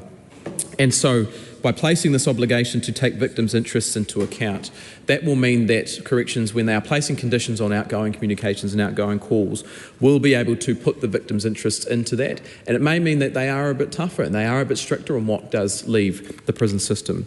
And I want to acknowledge the work of corrections when they worked through us with this bill. They were very upfront and very open about what they could or could not do. And again, I refer back to the departmental report. If members go towards the sort of question and answer section of the departmental report, you can see that under Para 106, corrections estimate that they receive or process around about 400,000 pieces of mail every year. That's just physical mail. And so that indicates the type of challenge that they are undertaking. Now, they open and screen every single piece of mail, and they do their best to make sure that that mail is appropriate and there is nothing in there that which should be prevented from going through in or out. But they do acknowledge that not all pieces of mail are actually counted in that figure, so the figure could indeed be higher. So in terms of what corrections can do at the moment, there are systems in place, but this bill will certainly go some way to providing extra impetus and extra encouragement and actually obligations on the correction system to do so. Finally, Mr. Speaker, I will draw the House's attention and all members of the public attention in terms of looking forward about what we can do to continue to improve how we approach the justice sector. And we've got a hearing, I think, later on in March with heads of departments of the justice sector in terms of the pipeline approach to the criminal justice system. And some of the problematic examples or issues we heard from corrections as to why they may not be able to implement the full force of the bill has to do with simple things such as victims of protection orders. It turns out that there is no good system in place for corrections to know who is or is not subject to a protection order. There were questions raised about whether or not the government's digitisation process, Aotearoa, would improve that. And at the moment, there are limited ability for that process to improve these issues. So throughout that, I think there is something for all members of the House to turn their minds to as to how do we continue to improve the criminal justice system to make sure that there are fewer victims of crime. Because, of course, it's one thing for corrections to be dealing with prisoners and offenders and the rights of victims in the prison system, but we've got to look at what happens when those offenders are released into the public and, of course, the pipeline coming in. So with that, Mr. Speaker, I'm very proud of my big sister, Mrs. Nakle. She should be very proud of her support in the room. I know we won't be getting any text from Mr. Nakle today because he's in the gallery and won't be able to, but I commend Rima, I congratulate her, and I commend the bill to the House. Dana Kirkpatrick. Thank you, Mr. Speaker. I rise taking the green call, the Te Pāti Māori. Thank you, Mr. Speaker. Look, I just rise to take the last and final call on this auspicious day in the third reading of the bill for my colleague, the wonderful MP for Takanini, Rima Nakle. It's a great day for victims of crime in New Zealand, thanks to the admirable and hard work that the member has done to bring this bill through the very long and enduring committee stage of the House and through the three readings in the Select Committee.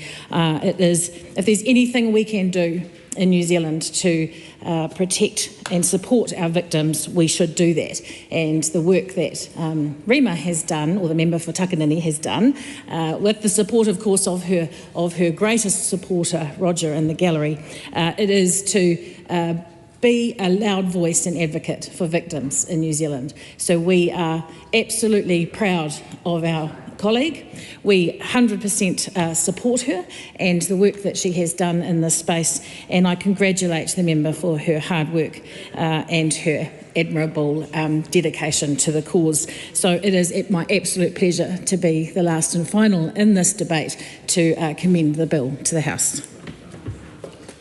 Question is that the motion be agreed to. Those of that opinion will say aye. Aye. To the contrary, no. The question is agreed. Corrections Victim Protection Amendment Bill, third reading. Right, to call on members' order of the day number 3.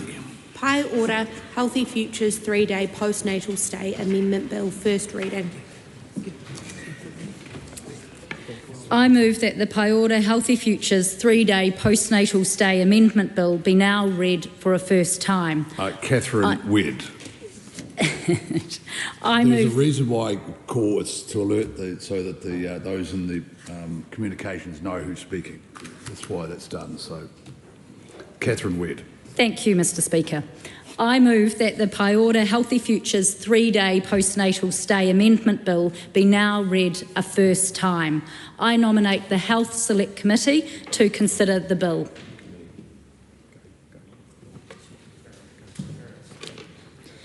The Pai Ora Healthy Futures 3-Day Postnatal Stay Amendment Bill is about providing mums with greater protection and support after having a baby. This bill will enable them to receive a minimum of 3 days postnatal care if they need it. It also requires the lead maternity carer to let the mother know that she is eligible to stay 72 hours. In this first reading of the bill, I would like to acknowledge Honourable Louise Upston, who put this bill into the members' tin 5 years ago. Following a petition and the advocacy of Chloe Wright, who worked hard to put the spotlight on postnatal care and highlight the insufficiencies with postnatal care in New Zealand. She was a fierce warrior advocate for postnatal care. The 3-day postnatal stay bill happened with Chloe's advocacy.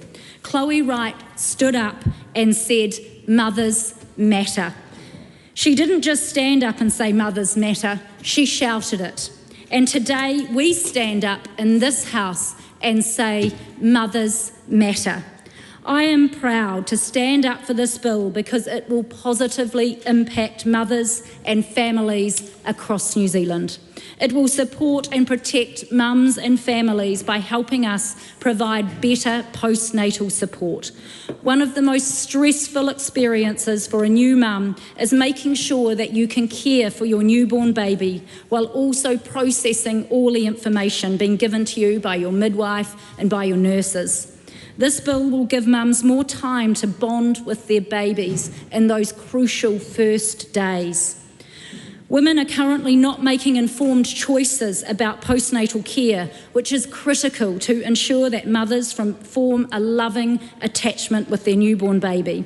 Women are currently entitled up to 48 hours of funded inpatient postnatal care, but many don't realise this and are pressured to leave early. Giving mothers this extra time and extra flexibility will result in positive outcomes for mum, baby and their family, with 3 days in a supportive environment and dedicated facility if they wish to have this postnatal care provided. As a mother of 4 children myself and having experienced a traumatic first birth, I understand how important those first few days are after having a baby. I want to make sure that all new mothers can have access to the postnatal support that they need. The bill gives more choice. Every situation is different. Every birth is different, and the level of protection and support will differ in individual cases. And as mums will know, it's so unpredictable what your experience is going to be like. This bill is about ensuring women have the access to essential postnatal care, whatever their situation. Those first hours and days with your newborn baby are critical for the ongoing bond that you form with your baby. And mums should have that time if they need it. Having a newborn baby is the most special moment of your life. A new mum will go through so much emotion as well as having to learn so much about everything when you know nothing. From breastfeeding, sleeping, changing nappies, wrapping babies, sterilising bottles, dealing with fatigue, expressing milk, bathing, the list is endless. It can be so overwhelming. On this day, exactly 14 years ago, I was about to give birth to my first child. An anxious but exciting time for any new mum. The journey of having your first baby should be incredibly special and something you remember forever. I remember finding out I was having a baby. We were just so thrilled and excited. I booked into the antenatal classes, and my husband and I planned our birth. We had our birth plan sorted with our midwife, dim lights, a water bath and soothing music, and then the magical skin to skin. This was the plan. So we certainly were not prepared for the reality of what actually happened. The pain of those contractions, our baby getting stuck, doctors, specialists, nurses, all in the room, the horror, the emotion of not knowing whether you were going to survive or your baby was going to survive, the pain of waiting for your baby, the first cry, the pain of having your baby whisked away, off to Skaboo, the special care baby unit, the emptiness you felt as a new mum, exhausted, emotional, and without your baby. And then not knowing our rights, we felt vulnerable and scared. You shouldn't have to fight the system. If it wasn't for our amazing midwife, our story could have been different. Thank you to our midwife for fighting our corner. We stayed, we were cared for, and my baby girl turns 14 tomorrow. But the end story is not always a happy one. Thank you to all the amazing midwives who bring so many precious lives into our world every day. This bill is about providing a tool and legal rights for mums, midwives, and our families. A birth may have gone really well, and a mum may be ready to leave hospital straight away, and that's their choice. But for many mums, they need extra support, especially those first-time mums who don't know any better. This bill requires the lead maternity carer to let the mother know what she is eligible for, because mums need to know that there is care available. Giving mothers this extra time and extra flexibility will result in positive outcomes for mother, baby, and families. This bill is about standing up for parents who should have a right to enjoy one of the most special moments of their life. This bill will give many mums better protection and support. I acknowledge that our health system is under pressure. I've visited our maternity units, our midwives and experts in the area of postnatal care, and I have listened. We need to improve. Workforce is also a big part of this, to provide this extra resourcing, and it's pleasing to see our midwife shortage improving, with the most recent statistics from Health New Zealand showing we have an increase of 97 FTE midwives compared to this time last year. It's improved, but we acknowledge there is still a lot of work to do. And this bill is about prioritising postnatal care and the funding available for it. Mums will never get that time back. And there is ongoing risk if we don't give new mums the support that they need. Already I've been connecting with various women's, family and birthing groups, as well as midwives and maternity units across the country. The bill is receiving a lot of support from many people across the mutu who know we must do better in postnatal care. We must provide our mums and babies with better postnatal care. Having public select committee hearings will enable us to put the spotlight on postnatal care in New Zealand. It will enable us to raise any concerns. It will provide the opportunity for those who want to share their stories. I encourage people to submit to the Health Select Committee, and I look forward to these submissions as we work to improve postnatal care in New Zealand. We owe all mothers and babies across our country this opportunity. The first 1,000 days of a baby's life are critical. The first 3 days of a baby's life are fundamental. Today is about standing up for mothers and families across New Zealand and protecting and supporting our most vulnerable newborn babies. I commend this bill to the House. The question is that the motion be agreed to. Honourable Dr Aisha Verrill. Thank you, Madam Speaker. Well, congratulations. The bill on Aotearoa Healthy Futures 3-day postnatal stay amendment bill has been borne from the ballot. Congratulations to the member. After a long gestation of 5 years, as has been noted, we get to debate this bill. And just like we always happily greet any new arrival to the world with congratulations, the Labour Party will be supporting this bill. After all, who would not agree to care for new mothers? And I'm lucky to have my remarks on this bill grounded in my experiences delivering babies. I think I've probably delivered about 100 babies, or most of them in my mother's country, the Maldives, where I entertained an early career ambition of being an obstetrician, but that was not to be, and I became an infectious diseases doctor instead. But it was certainly a privilege to have seen new people come into the world, many of them, as it happens in Maldives, called Aisha, but wonderful other babies who weren't called Aisha as well. But I do think while we all want to do our best for mothers and babies and family across New Zealand, all of us from all sides of the House want to achieve that.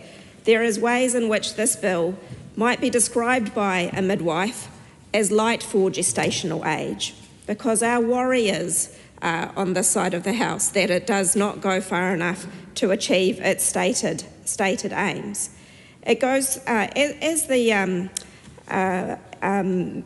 member Catherine Wedd has already stated, this bill changes the 48-hour entitlement to a 72-hour entitlement. So in a sense, we might ask, what is the problem that we are trying to fix with this bill? And is the fix achieved by changing the entitlement from 48 hours to 72? And I would argue it's not, because that entitlement is not being particularly effective in making sure that people receive the care they need as it is. Because the fact is, there is a wide range of care that people need. Some people do not want to stay in hospital for longer. Others need to stay for a very long time, say if they recover from a particularly traumatic birth. And in that case, these entitlements are not actually helping them. The underlying issue is the resourcing of our hospitals. Some people need 3 days, 4 days, 5 days. Some people need 2 weeks because of their particular circumstances. I want to draw members' attention to section 39D that says Health New Zealand must deliver, resource this commitment. And that this seems to me the biggest problem with this bill, and one in which we intend to return to both at Select Committee and should this bill pass, because of course, as the members already noted, the existing commitment is not adequately resourced, and that creates a worry for us on this side of the House that passing this bill is a hollow gesture intended to signal commitment to the issues that mothers and their babies face, but not actually changing the reality for them. Earlier this year, it was reported that there was a national shortage of 330 hospital midwives. Addressing that would be a way in which we could materially impact the situation for mothers and babies. There have been delays to midwife exams, which means that midwives' passage into the workforce has been delayed, and there's been no sign of the improvements to midwife bonding that has been promised by the government. I'm particularly disappointed that the efforts many women's health advocates made in the last term of government to submit to the Women's Health Strategy appear to have been papered over by this government. And the last answer I received from the Minister responsible for women's health, that is Casey Costello, in relation to a question on what is being done to implement the Women's Health Strategy, said, well, now we have a GPS. You may not know that the GPS mostly relates to 5 targets that the government has set, none of which cover maternity. So that is troubling in terms of the government's commitment to wider women's health initiatives. With respect to this bill, and my concern that this does not make a material commitment to improving care for women, I want to illustrate that those sorts of changes are possible. Under Labor, we passed historic pay equity settlements that raised wages for midwives to improve their retention in the hospital workforce. We had graduate midwives starting on $76,000 and senior midwives on $153,000. We had a program for improving retention in midwifery training, because midwives often have to be able to, during their training, attend at all hours, meaning they face additional costs. That Te Aroha Hine program was intended to reduce attrition by 30%. Sadly, there is no mention of it in the workforce plan released by this government last week. I was proud of my colleague Carmel Sepuloni, who is Minister of ACC, passed legislation to make sure women suffering birth injuries were able to have those injuries covered by ACC. What a practical way to improve the care that women can receive. And we also funded maternal mental health initiatives, which I'm sure many of us recognise are an under-recognised area where we could do a lot more. So there are meaningful things that can be done to make sure that new mothers and their babies get the care they need, but sadly that is not achieved through this bill. And were we to look to the future, I think we could come up with better plans than what's contained in this bill. We could look at other ways of achieving postnatal care. We could think about innovative service provision, because often women have commitments outside of hospital as well that they want to return to, which drives them to leave hospital while they still need support. And we could implement the recommendations of the Perinatal and Maternal Mortality Review Committee that for a number of years have pointed to gaps in the safety systems and in the maternity care system. So sadly, all of those issues are unaddressed by this, and I want to just point to the importance of some of these practical issues in achieving care for women. With a report just out today about changes at Whakatane Hospital. Now, there's a unit there, an obstetric unit, that cares for 650 mothers a year, and that unit provides is staffed by an obstetrician, so it provides specialist care. But that unit is being downgraded to a primary maternity service, which is valuable, but clearly for those requiring specialist care would not be suitable. So 650 women each year losing access to specialist care. This is a part of the cuts that this government has put on the health system, where we've seen hiring freezes and staffing being scaled back, and many clinicians tell us that in peripheral hospitals they're not even allowed to escalate their vacancies to the regional chief executives in order to get them addressed. So a number of ways in which this care for mothers could be improved, but it seems very difficult in a context of cuts and austerity in our health system, and I fear this bill will not do enough to make a difference. It is all very easy to say that we want to pass a bill supporting mothers, but then to not be able to deliver the resources to do that fundamentally undermines the effort that the House is making. I just want to reflect that when we make these sorts of gestures, when the reality of what's happening in our health system is so different, it does seem to undermine the commitment. Think about the fact that in this city, women giving birth were told that they weren't even allowed toast after giving birth because of cost cutting at Health New Zealand. It is not possible to put a band-aid over. Yeah, get upset because it's wrong. You may not like it, but that is what's happening under your government. That is what's happening. It's all very easy to posture and pass a bill, but actually resourcing so that women get what they need, whether it's a toast and a smile or actually care from a midwife who's qualified, those things take resourcing. And this government has cut in our health system. So we will happily hold that government to account for their kind words towards mothers today. Lan Farm. Tēnā koe, Madam Chair, and I want to mihi to Catherine Wedd for bringing this bill to the House today, and the work of many before her who have been acknowledged, and I want to acknowledge them too. And this is a bill that Te Pāti Kakariki will be supporting through the Select Committee. Now, some of us have, challenging but overall positive birthing experiences and postnatal experiences, and are so grateful for those. But unfortunately, Australian research tells us that 1 in 3 mothers report their birth as being traumatic. And in Aotearoa, this equates to 50 people per day leaving birth traumatised. 4 to 6% of them meet clinical criteria for post-traumatic stress disorder as a consequence of their birth experience, and many more have symptoms of PTSD rather than a diagnosis.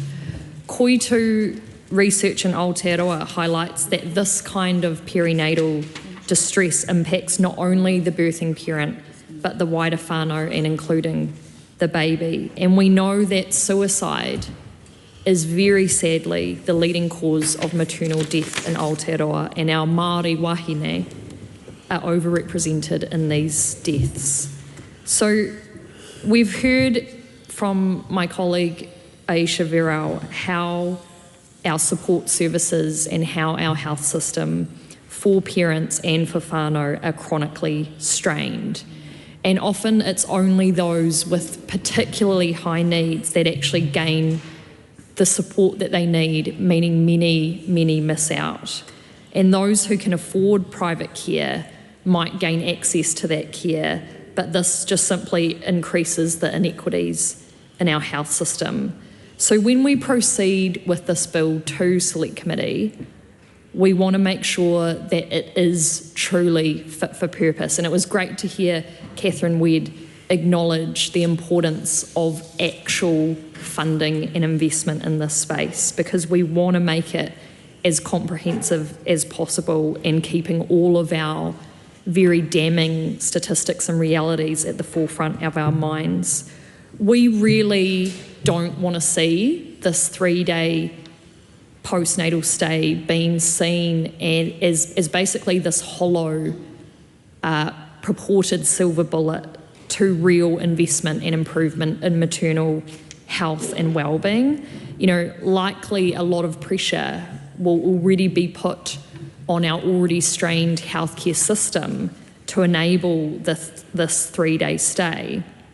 And we've heard these, horror stories about women not being able to gain access to, a Milo and a cup of tea after giving birth. So we don't want to basically put them in this system if they're not going to have a truly, well-supported experience. And what we know as well from the support that parents and whānau need after their birthing experiences is that it's so much more than just that first 1 to 3 days. It needs to be spread out from birth out to 5 years, because particularly if these parents are experiencing traumatic birthing incidences, they want to get out of there. They want to get out of hospital, they want to get out of that system and back home, and it's really important that those follow-up services are there.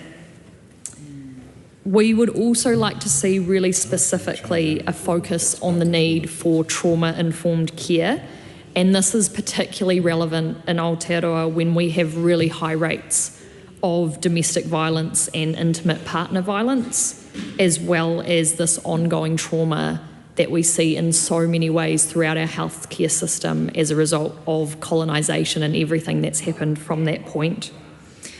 Ultimately, we know the best cure for something is prevention. And I want to shout out to Kate from Birth Trauma Aotearoa for consistently reminding us of this. We know this bill won't have scope to fix everything, but wherever possible, at every connection with the birthing parent and their wider whānau, we want to focus on birth trauma prevention in the first instance. So yes, we will be supporting this bill and look forward to genuine listening and adopting the needs of our whānau. Thank you. Call on Laura McClure. Thank you, Mr. Speaker. So I rise in support of this bill. I think I'll preface with that. ACT will be supporting this bill through to the Select Committee. We do have a couple of concerns, which I'll talk about in a minute. But firstly, I just want to thank the member, Catherine Webb, and those that have come before her, and all of the brave mothers out there that have been advocating for change in this space, not just for the change in their rights to stay in postnatal care if they want it, but also the way in which that they are actually treated during their whole birth process and their time within the following period. So as a few of the others have spoken a little bit about their personal experiences, I thought I'd cover off my own. I've had two beautiful children. My first child was born after almost 48 hours of labour, thrown into an emergency C-section at 3 in the morning. When he was born, I remember they held him up and I thought, oh my goodness, who are you? I don't even recognise you. And it was actually quite a terrifying feeling because everybody tells you you'll see your baby, you'll meet your baby, and you'll feel that love and warmth and you'll bond with them instantly. That was not true for me. I was exhausted, I was probably sick, I was tired, I needed a good sleep, and then the next day all of those things started happening. Complete opposite with my daughter. When she was born, it was a planned C-section, so everything went hunky-dory. When they handed her to me, I got those initial feelings, everything was fantastic.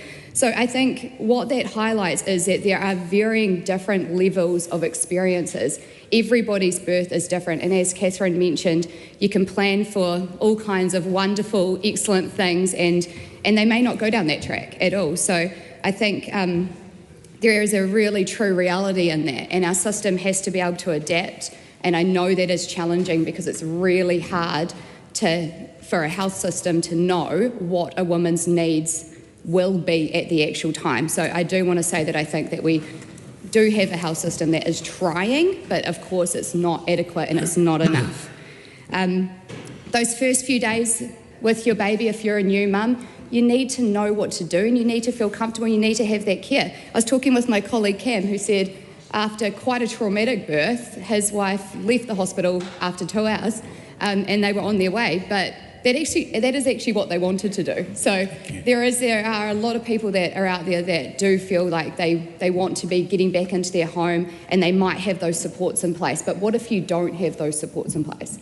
And those are the people that I'm really thinking about, or I'm thinking about myself as a first-time mum with a baby that I hadn't bonded with. What if I had been put out after a few hours of giving birth? I mean, that is quite a horrifying thought. And the thing is, it actually happens. There are real stories of this happening. I've got friends, I've got whānau in my family that have all experienced something along these lines. And I wonder whether it's the fact that they didn't know they were eligible for that 48 hours of care, or whether it's the overburdened health system just not having a bed or having a space at some of the postnatal care facilities.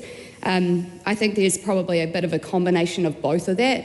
And as a woman, you don't often know your rights. And like I said, after a long extreme birth potentially, the last thing you're going to be thinking about is having a battle with a bunch of midwives or nurses in a hospital around whether you can stay or leave. So I think making sure with the 72 hours that is actually straight up given as an opportunity to families to take that up, and I think that will be a really important part of this legislation, just actually knowing your rights in the first place.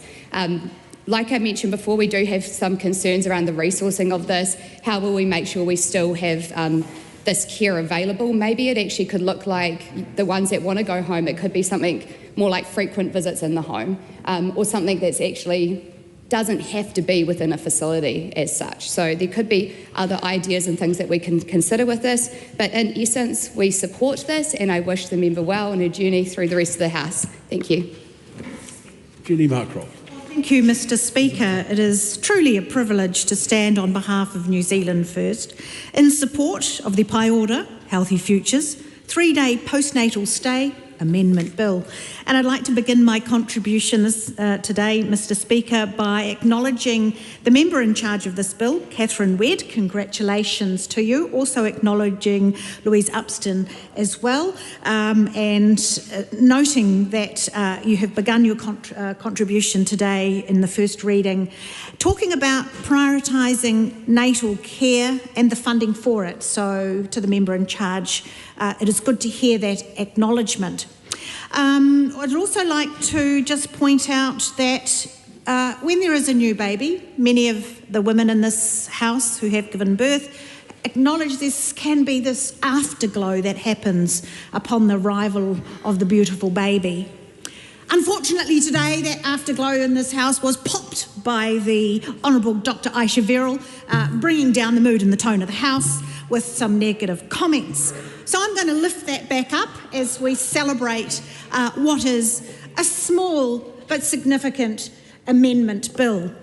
Mr Speaker, this bill will increase, as the member outlined, that we've already noticed an increase in the midwifery workforce. That is a very important step because it is those midwives who are critical to ensuring that the information about the extended stay from 48 to 72 hours, they're the ones that will be helping to ensure women are informed that that will be their right.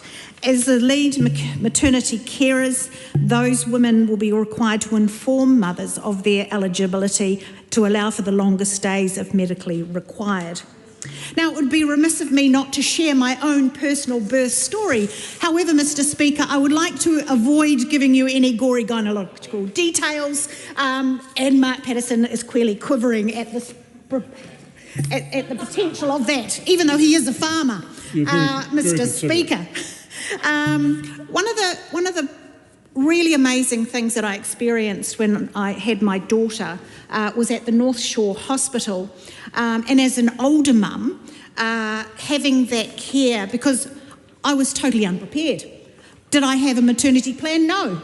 Did I go to prenatal classes, antenatal classes? No, I was far too busy working, holding down multiple jobs. So when actually I went into and had a code red emergency caesarean, I was totally unprepared.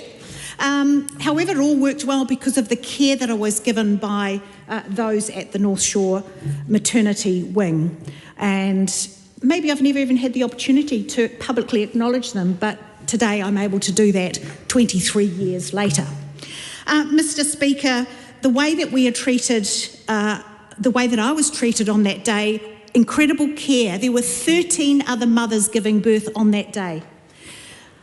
When my child was born, obviously I had a caesarean, my daughter's father texted everybody. We'd already agreed on a name. This is the only plan we had, what we were going to call our baby. We'd agreed on a name. Next minute, he texts everybody, Lily has arrived. However, that wasn't the name that we'd agreed on. But Lily stuck. So Lily she is, and Trinity, which was the name we agreed on, became her middle name. So, Mr Speaker, while it's lovely to talk about our personal stories, and I look forward to hearing many more across the House as we continue through this reading, I would like to just note a couple of points about the bill, what it will amend. Section 4 inserts a definition for inpatient postnatal care. New Part 3A, Section 93A, will establish the purpose of ensuring a minimum of 72 hours of inpatient postnatal care. Section 93B guarantees every mother and newborn a publicly funded 72-hour postnatal stay starting after delivery or on admission. Mr Speaker, I will like to finish just on something a little poetical, because I think babies inspire that from us. It's part of the creativity that comes with a new life being born into the world. So from one of my favourite authors, Khalil Gibran, just a small quote here, and it's been truncated. Your children are not your children. They are the sons and daughters of life's longing for itself. You are the bows from which your children as living arrows are sent forth. Thank you, Mr Speaker. The Honourable Louise Upston. I'm really delighted to stand in support of the first reading of the Paiora 3-day postnatal stay amendment bill, which is in the name of my parliamentary colleague, Catherine Wedd. And I wanted to just traverse the birth of this piece of policy that we announced as the National Party on Mother's Day 2019. And it was a group of people who were called Mothers Matter that visited Parliament in 2018. And this group were meeting with every parliamentary caucus to talk about the importance of the first 48 hours.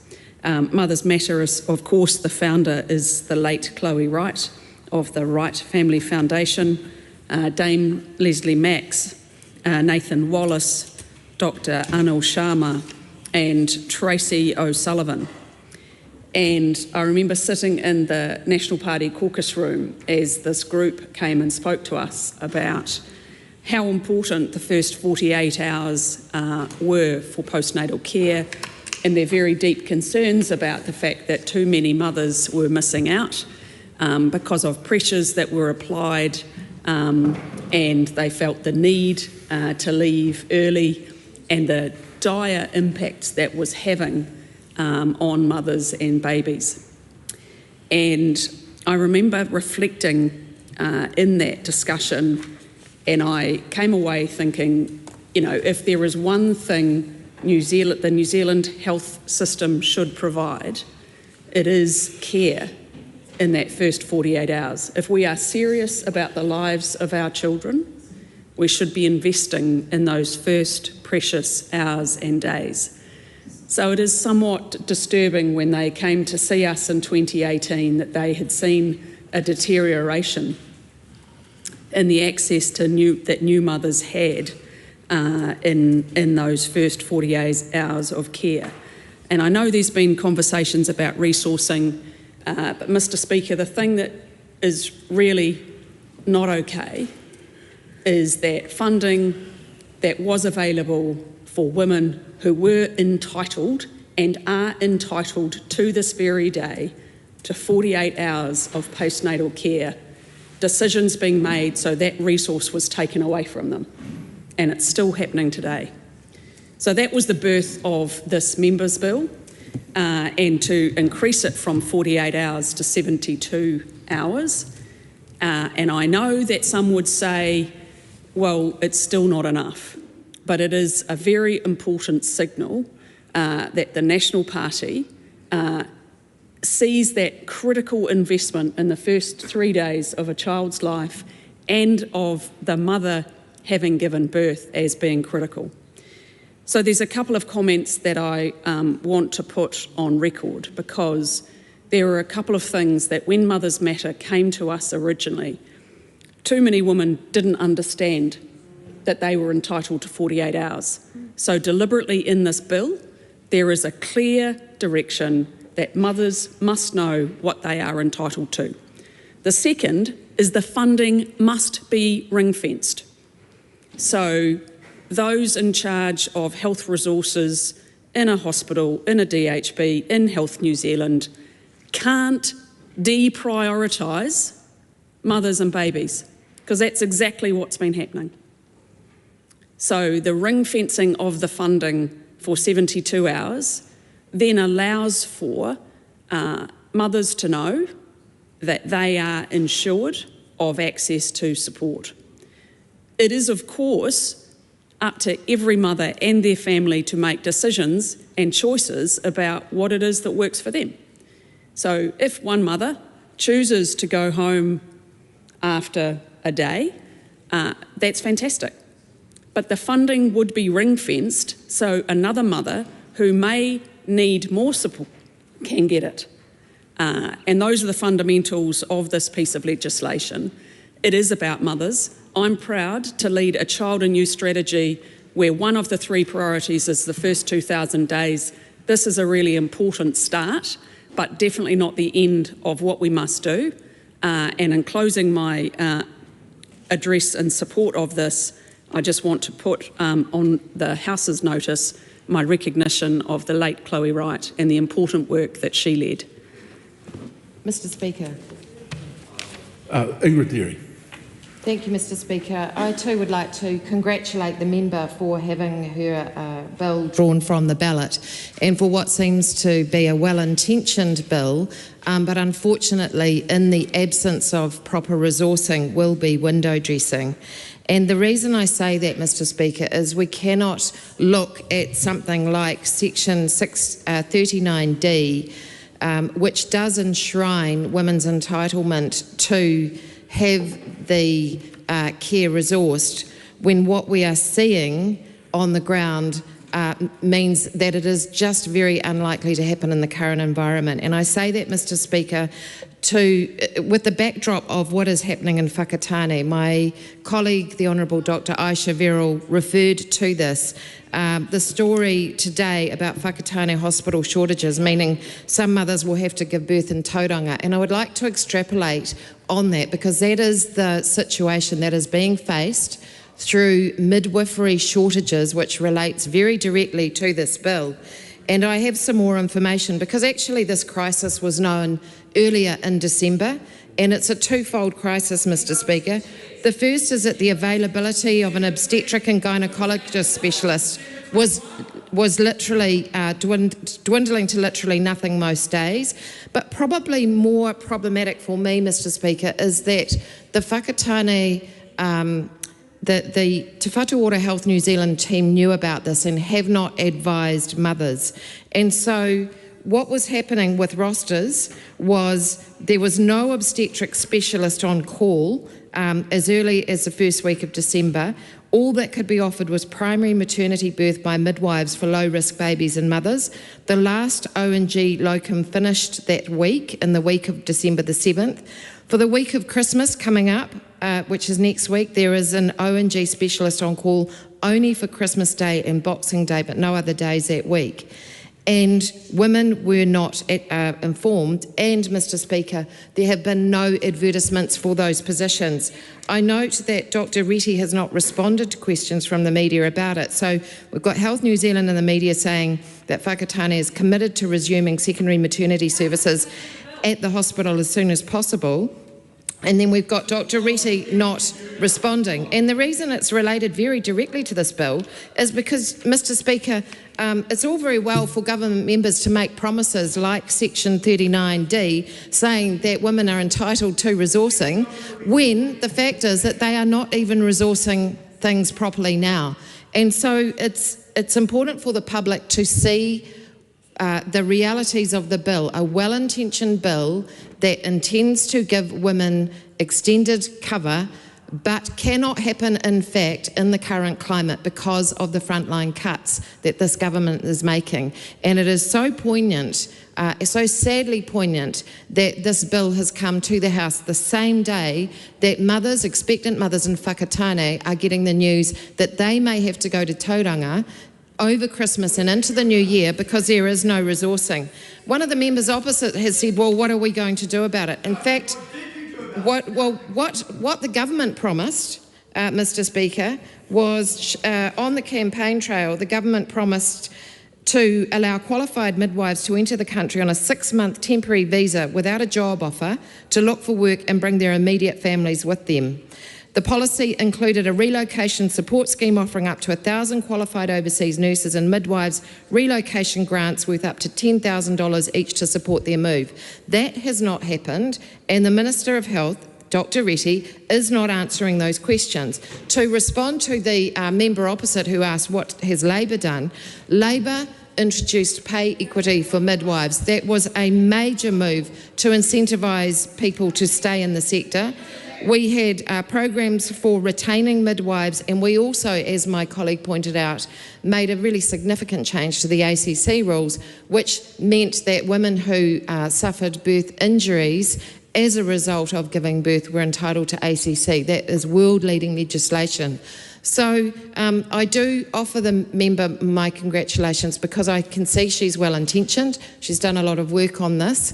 And it's unfortunate for her that the government members of her team who are making frontline cuts, who are not providing adequate resource to Health New Zealand, are stymieing the potential impacts of this bill, which won't be realised until we see a health workforce that has more funding than just keeping the lights on. Carl Bates. Thank you, Mr. Speaker. Mr. Speaker, I firstly want to commend Catherine Wedd for bringing this to the House, for the work that she has put in during this year of Parliament to ensure that we have this here today and that it is supported by the government benches. I also want to thank Catherine for her personal story, because I think it's stories that bring the value of these bills in this House alive, Mr. Speaker. I'm disappointed, though, that the korero today, that the conversation around this first reading has dropped to the level of being about political points winning. And I do, Mr. Speaker, intend on coming back to that and making sure that mums, expectant mums, that parents thinking about having a child in the years to come know that they have this government's back. Mr. Speaker, this bill moves that 48-hour allowance, if you like, to 72 hours, with a key part of this being informing mothers that they have this right. There's been a lot of conversation during the course of this first reading about first-time mums. And I suppose Catherine asked me to speak on the bill today to bring a dad's perspective to the conversation. I recently had the opportunity to visit Plunket Wanganui as part of their immunisation rollout that is coming in the new year. And I had this bill and this speaking slot, so to speak, on my mind. Every birth for mothers and parents is different, Mr. Speaker. In our household, when our first son was born in South Africa, Candice ended up in ICU and high care and then in bed rest for a number of weeks, indeed a couple of months. And so I took on dad duties from day one. When our second son was born here in New Zealand, it all went pretty quickly. And I remember Candice saying to me that the nurse had just said, okay, this is your second, you know what to do, you'll be right, and you can go home today. But really, it wasn't Candice's second. She hadn't done or been in a position to have any of those first-time experiences that a first mum has in hospital, nor actually in the initial couple of weeks after the birth of your baby. And for a period of time there, she wasn't even allowed to see Angus when she was in ICU. And if it wasn't for my mum, who I suggest to all members of the House, if you ever come across, do not enter a debate with her, if she hadn't have got up and had a bit of a fight with the medical staff, I think the story around Angus's first birth, or Angus's birth, would have been slightly different. But anyhow, the point I'm looking to make here, Mr. Speaker, is that only Candice knew in that moment what she needed and what was right for her. And I think having a nurse point out to her very clearly that she could have stayed in the hospital for 48 hours if she chose, indeed 72 hours under this new bill, would have made her much more comfortable and not feel like an imposition on the hospital in that moment. I'm looking forward, Mr. Speaker, under this bill for that to be the case and for mums to know that they have the support of the healthcare system in that really important time should they need it. Mr. Speaker, there's been some conversation this morning about the fact that this isn't funded, that the government is cutting healthcare. And that's just a complete misnomer. It's really important for every New Zealander to know that in this year's budget, this government put $16 billion into healthcare over the next 3 years, Mr. Speaker.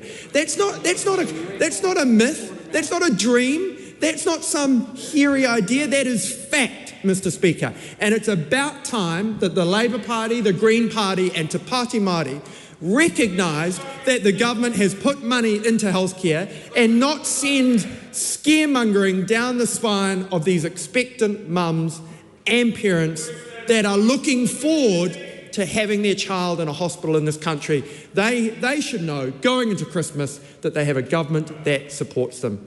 I commend this bill to the House. Call on Dr. Deborah Russell. Mr. Honourable Speaker. Dr. Deborah Russell. Oh, thank you, Mr. Speaker. I certainly support the intent of this bill. I don't think anyone denies that. My eldest daughter was born in Adelaide after a long and difficult labour. My daughter was what's called a posterior presentation, which means a long and difficult labour. The nice thing about the baby comes out facing up instead of facing down. It means all the pressure is wrong, so it creates a long and difficult labour. And it's sometimes called a back labour because of the back pain. My brother, who's an anaesthetist, put it right for me. He said, we have a name for babies like that. They're called stargazers. So one of my eldest was born as a little stargazer. But because of that long and difficult labour, I spent, I think, 4 days in hospital, and it was much needed. My younger two daughters were born here in New Zealand in Palmerston North Hospital, a twin delivery, and they too were both little stargazers, bless them. So another long and difficult delivery. And again, because it was a twin delivery, I had 4 days in the hospital with them. So that was, which I needed. There's an advantage to that, not just for women and babies who have had long and difficult labours, but actually for uncomplicated labours and deliveries as well. That's an advantage. I don't know if anyone's spoken of it, but that window of time in the hospital allows time for milk to come in, for a woman to be able to start towards establishing breastfeeding, to enable her to get assistance with it from lactation consultants and the like. So that 72 hours can make a real difference. And I think not just in terms of recovery from birth, but also in terms of establishing breastfeeding and establishing an ongoing bonding between mother and tiny new baby. So it is really important. So on those grounds, we do support the intent of this bill. Who could not? It would be churlish to do so. What is difficult? What is difficult is the promise without the funding, and the promise being made when we know that there is a shortage of midwives, the promise being made when we know that the health budget is under pressure. And contrary to the previous speaker, I want to direct his attention to the half-year economic and fiscal update. It's sitting on the table in the House, so the member can consult it himself if he likes. I want to direct him to page 67, when it talks about specific risks, and it talks about the risks of the health system running a deficit, a significant deficit. Now, it's a bit odd to talk about a deficit in healthcare when what is caused by government choosing not to fund it. That's right. So what I am seeking for from the government benches is any indication that the government will choose to fund this promise that we all agree with the intent of, but a promise without any concrete, without any substance behind it, is just fine words. Lovely words, words that we all support, words that do support women and their babies, that do support new families, but hollow words, unless there is a commitment to funding as well. And so the government are the people who sit on the Treasury benches. The government, they are the ones who can say whether or not something will be funded. It's a time for the government to put their money where their mouth is on this one. Will they actually fund this fine promise? Catherine Webb, 5 minutes in reply. Look, it's wonderful to speak in reply to the debate that we've just had on the first reading of this bill. And it's wonderful to see cross-party support on this really important issue. Obviously, everyone recognising that mothers matter and how important the issue is of postnatal care in New Zealand. And I want to thank all parties for their support today and their commitment to postnatal care in New Zealand. It does need improvement, and this is critical to giving mums and families the protection and support that they need.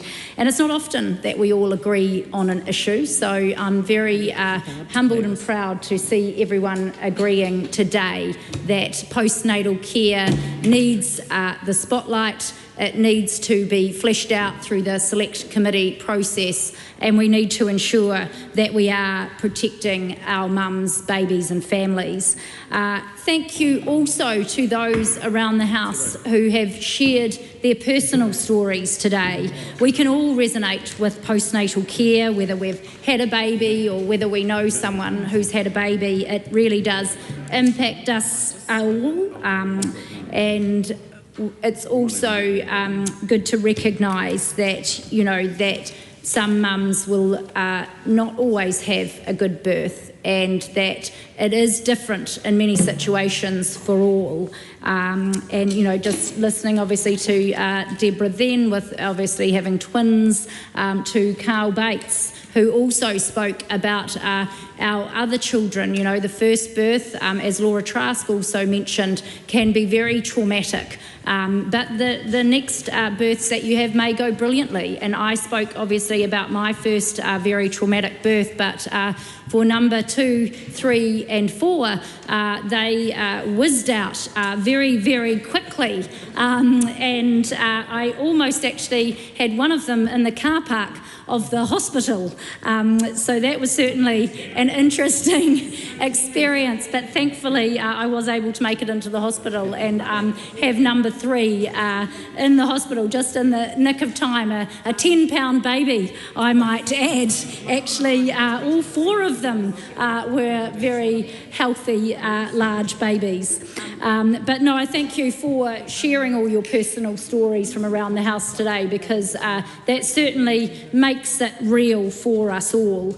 And I also want to just acknowledge some of the points that were raised around funding and resourcing. And of course, funding is very important, and as the Honourable Louise Upston, you know, spoke about, 72 hours and this being ring-fenced and ensuring that we have that set aside for those first 3 days for mums after they have had their babies. But I also just want to acknowledge that it's also about our midwifery workforce, and this really does play a critical role. And it was lovely to hear Jenny Marcroft acknowledge the North Shore Hospital and all the wonderful midwives that played a huge role in her journey in having her lovely Lily. And I think for all of us, you know, our midwives out there just do an incredible, incredible job bringing joy into our world and helping us navigate that really challenging journey sometimes of having our children. It is a really, really special time, and that bond that we form in those first few hours and those first few days with our babies is really, really critical. It's really fundamental. But of course, you know, we understand that there are pressures out there at the moment in the health system and with our midwives. And so this select committee process is also an opportunity where we can hear the stories. We can hear stories from mums, from fathers, from families, from midwives, from advocacy groups. And we certainly encourage these groups and people to come forward through this process, because it is an opportunity for us to put the spotlight on postnatal care in New Zealand. This is our chance to have better postnatal care in New Zealand. This bill is about protecting mums and families, because mothers matter. I commend this bill to the House. The question is that the motion be agreed to. Those of that opinion will say aye. Aye. To the contrary, no. The motion is agreed to. Paiora Healthy Futures 3-Day Postnatal Stay Amendment Bill, first reading. The question is that Paiora Healthy Futures 3-Day Postnatal Stay Amendment Bill be considered by the Health Committee. Those of that opinion will say aye. Aye. To the contrary, no. The ayes have it. Call on Government Order of the Day number 4. Repeal of Good Friday and Easter Sunday as restricted trading days, shop trading and sale of alcohol Amendment Bill, first reading. Members, the repeal of Good Friday and Easter Sunday as restricted trading days, shop trading and sale of alcohol Amendment Bill will be the subject of a personal vote at the end of the debate. Is there a problem going on over there? Members are welcome to seek the call to speak in favour or against the bill. I'll aim to allocate the call as closely as possible to the proportionality of membership of the House, but also to ensure that different sides of the debate receive a fair hearing. Members may wish to come to the chair to indicate to the presiding officer that they'll be seeking a call. A call on Cameron Luxton. Mr. Speaker, I move that the repeal of Good Friday and Easter Sunday as restricted trading days, shop trading and sale of alcohol Amendment Bill be now read a first time. I nominate the Finance and Expenditure Committee to consider the bill. Can I first take the opportunity to thank all members from across the House who have engaged with me on this bill. Those who immediately saw this as a pro-customer, pro-worker and pro-business policy, but also those members who have brought legitimate concerns and have been part of the discussion over the last year. I hope you find that I address some of those concerns in this speech. Can I also thank Chris Bailey, who brought this bill to a previous Parliament, and the stakeholders and staff who have been getting the word out about what we are trying to do here. This bill seeks to enhance the enjoyment for all New Zealanders over the Easter weekend through a mix of simplification and choice. My bill does what it says on the tin, removes the provisions in the shop trading hours and sale of alcohol acts which restrict trading on Good Friday and Easter Sunday. There are 4 days making up our Easter weekend: Good Friday, Saturday, Easter Sunday and Easter Monday. New Zealand has 12 public holidays: secular days, Raharere Matariki, and importantly for those of us who are grateful to our heritage, Christian holidays, 2 of which fall obviously on Easter. To be clear to the House, my bill does not change a single one of these days from their position as public holidays in New Zealand. What it does seek to change is the restrictions on how New Zealanders choose to spend these days.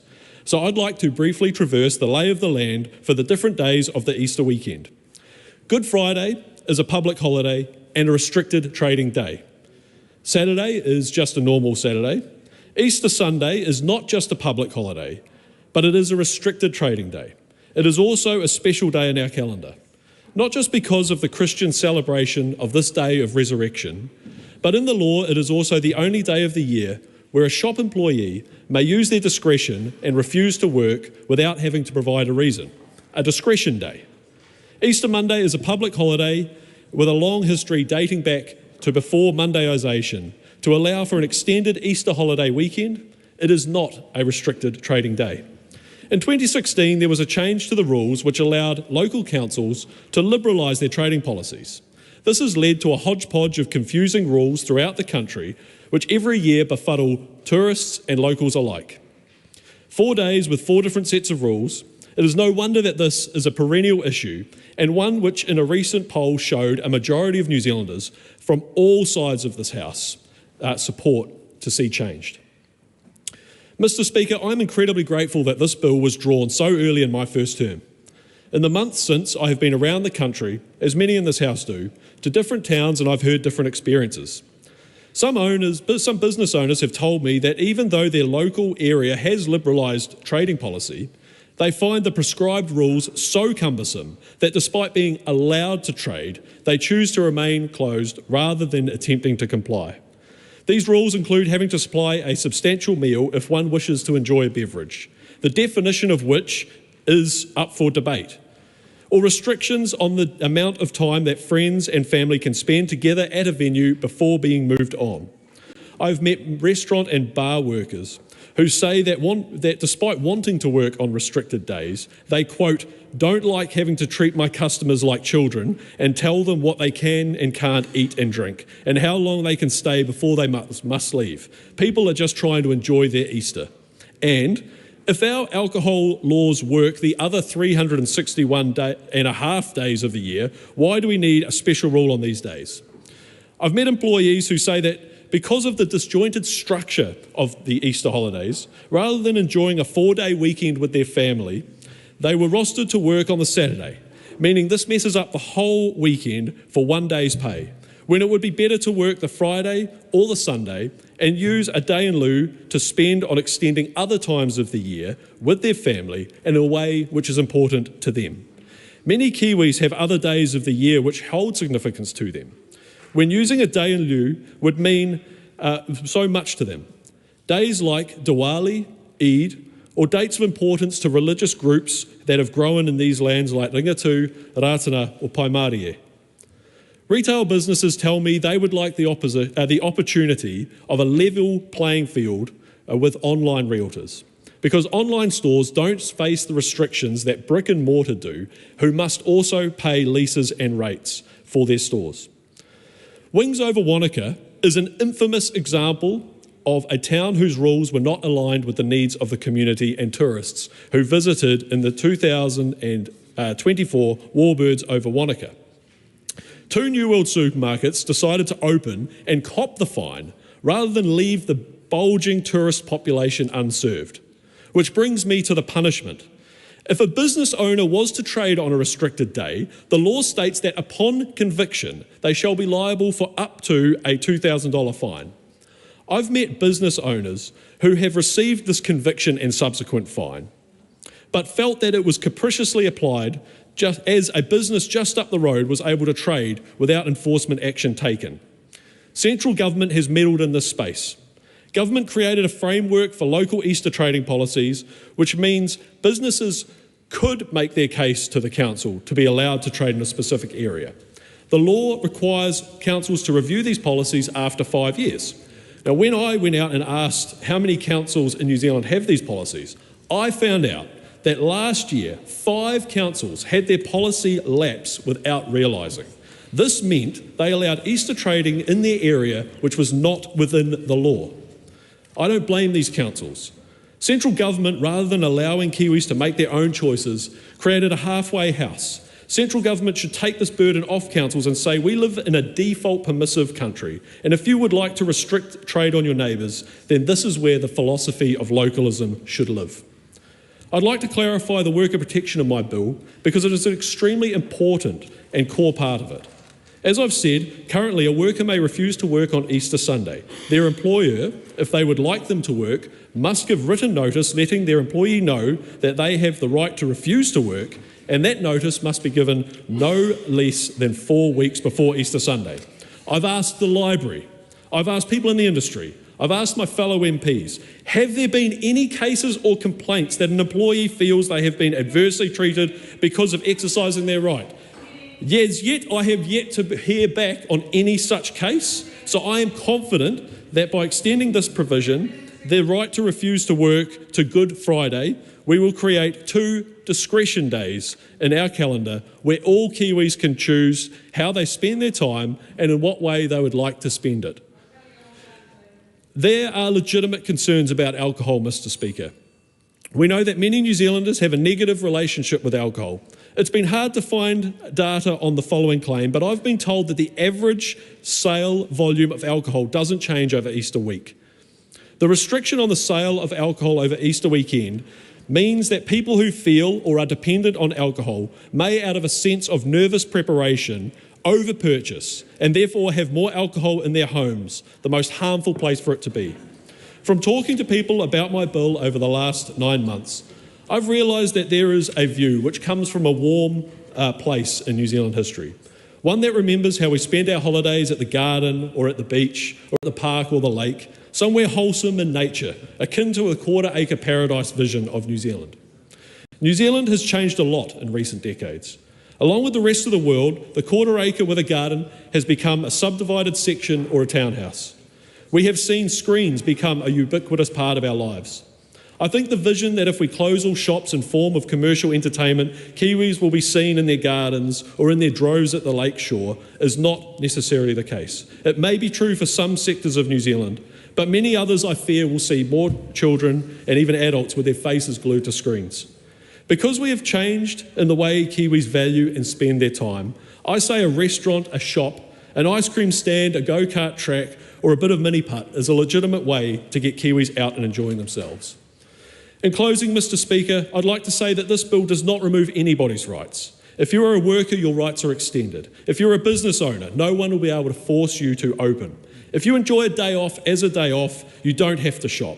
If you want to visit a beach or a park, you can. If you want to spend your days in religious observance or attitude and by going to church, your rights is protected and enhanced. I ask my fellow members to use your conscience to vote this bill to Select Committee so that the views of New Zealanders can be heard. Thank you, Mr Speaker. I commend this bill to the House. The question is that the motion be agreed to. Camilla Bellich.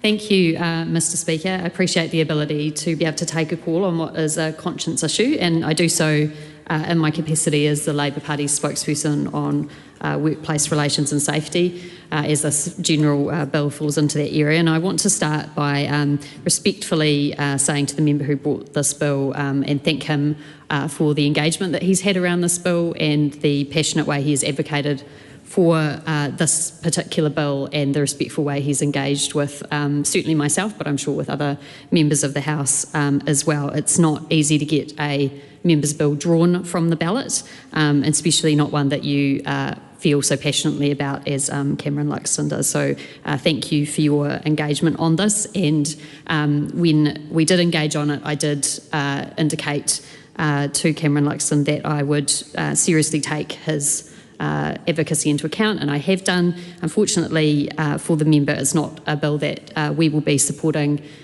in this instance, and I want to take the time out of respect to go through some of the reasons why that is.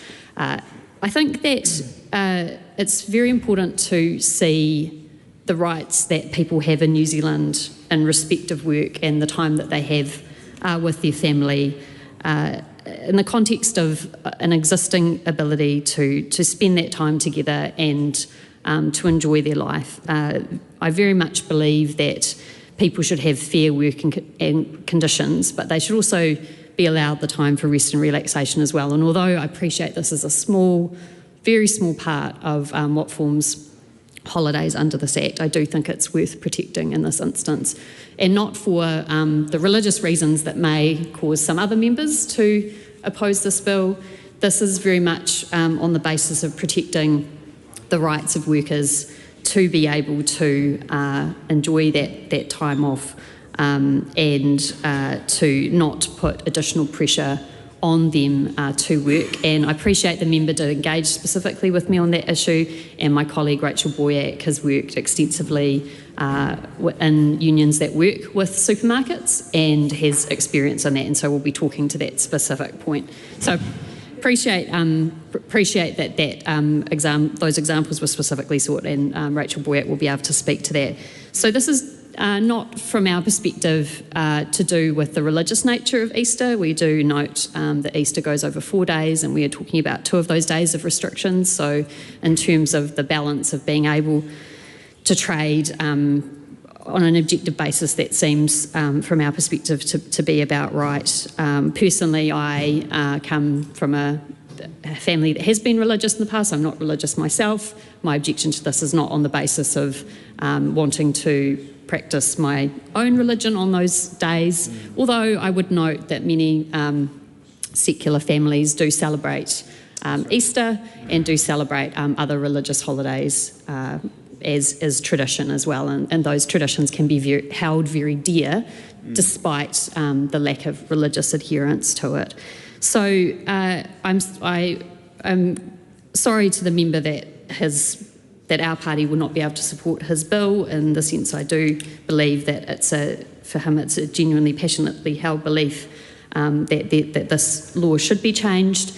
But for us also, it was in the context of looking at the other measures that have been brought in, not by the member himself, but by members of his party that, in our view, do take away from the rights of workers. And quite ironically, I suppose, in the very week or fortnight that this bill was coming up for hearing, we have heard the Minister from the Members' Party talk about a review of the Holidays Act, and I have not heard, and I would like to hear assurances from the Minister that that won't result in a loss of entitlements for people. And I think that's essentially the main grain of our opposition to this bill, is we don't want to see further rights of workers go backwards.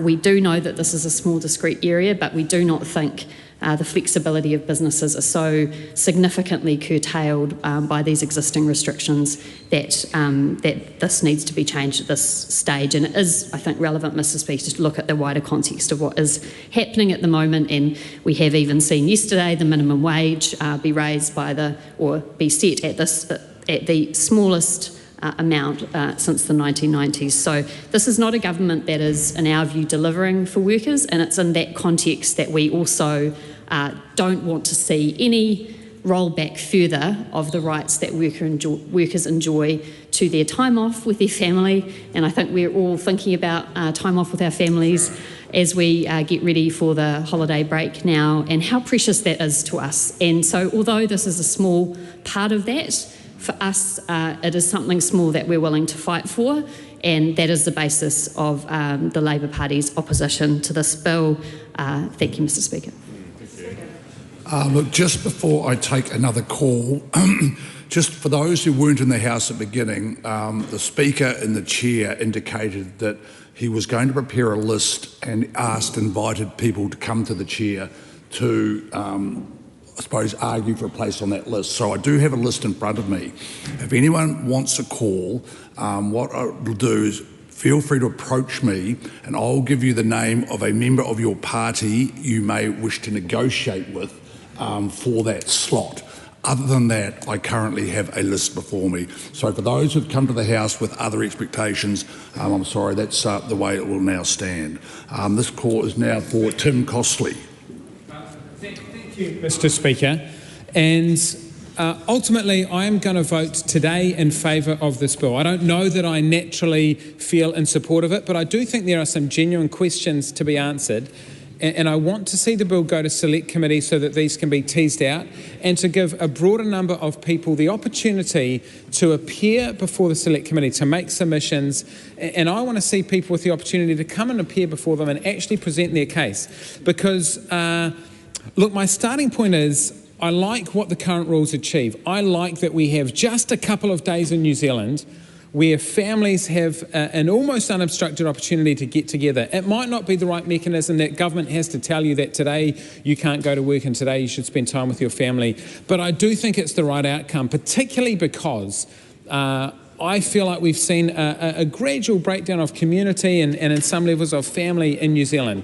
And I'd like to see more of that. And I do like what these rules achieve. But I do think there are questions that we need to answer. For example, the tension between the public holiday being on the Sunday, but the day of no trading being, the public holiday being on the Monday and the no trading being on the Sunday.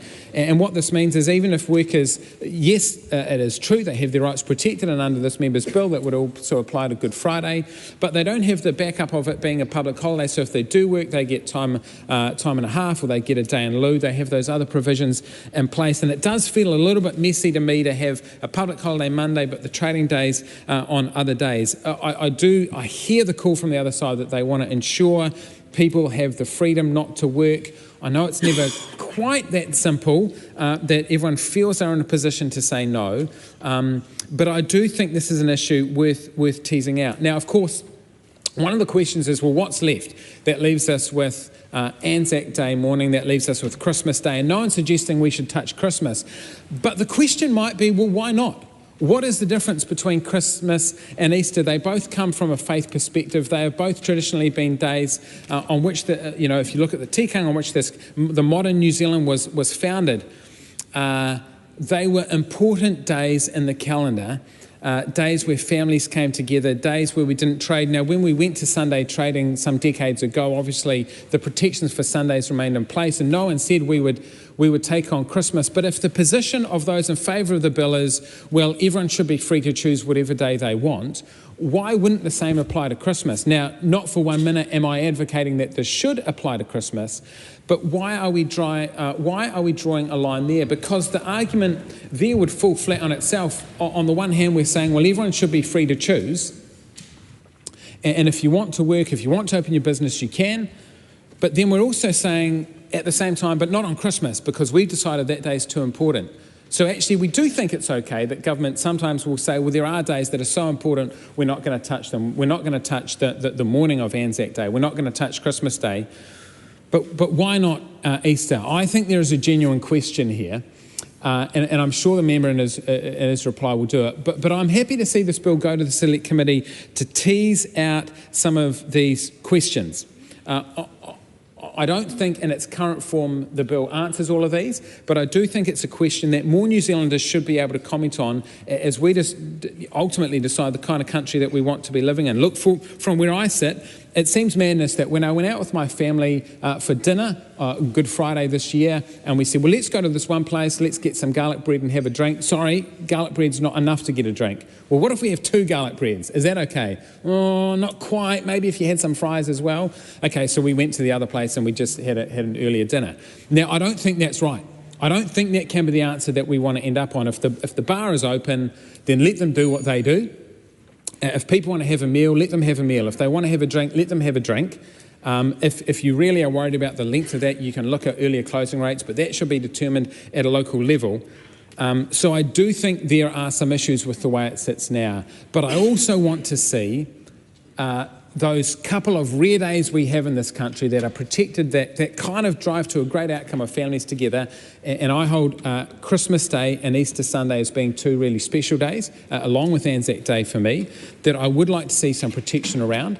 But I think the alignment of the rules on trading, the rules on alcohol sale, the public holidays need to be looked at. Now, no one is saying, well, let's have an extra public holiday, because they don't want to suddenly take away the Monday day off. And why not? Well, because we want a day off. But actually, that's what we're getting rid of here. So I think there are some questions. I'm going to support this bill to Select Committee to give people a chance to comment on those, and then I'll reassess from there. Thank you. Mr. Speaker. Let me begin by acknowledging the member who has been engaging right across the House and of course with different members of Parliament within the Green Party, and that's a good thing. It's a good thing for members to be engaging on things that they are passionate about, and that has resonated in the interactions that the member has had with the people that I have talked to as well. And I hope that can continue, whether people agree or disagree. And unfortunately, in this case, I disagree. And the reasons for that is we need to really focus on getting that work-life balance right. And so it is important for us to uphold workers' rights. That's important, to secure an adequate income, to fair treatment and safety at work, and to be involved in workplace decision-making via workplace democracy and collective organising. That stuff is important, but at the same time, we must foster a working culture which recognises the fullness of people's lives and restores balance between paid work, voluntary and care work and leisure time. We don't have that balance within our society. Too much of our time, as the member said previously, is being spent on devices and other issues as well, that we actually need to carve out that time. And so I take a different view because, and this is not for religious reasons, but there are so few days there where it should be about family, where it should be about community, which should be about society, that it would be unfortunate if this Parliament were to roll those back.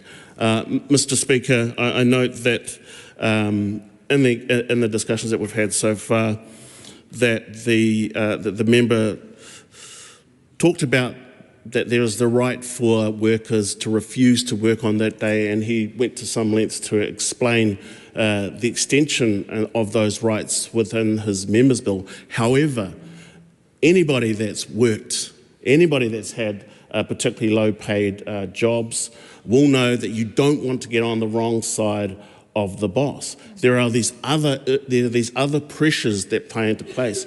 Yes, you might have the ability to do something, to tell your boss, but who in reality would do that? There is a power imbalance which is not addressed in this bill, and so I have concerns about that.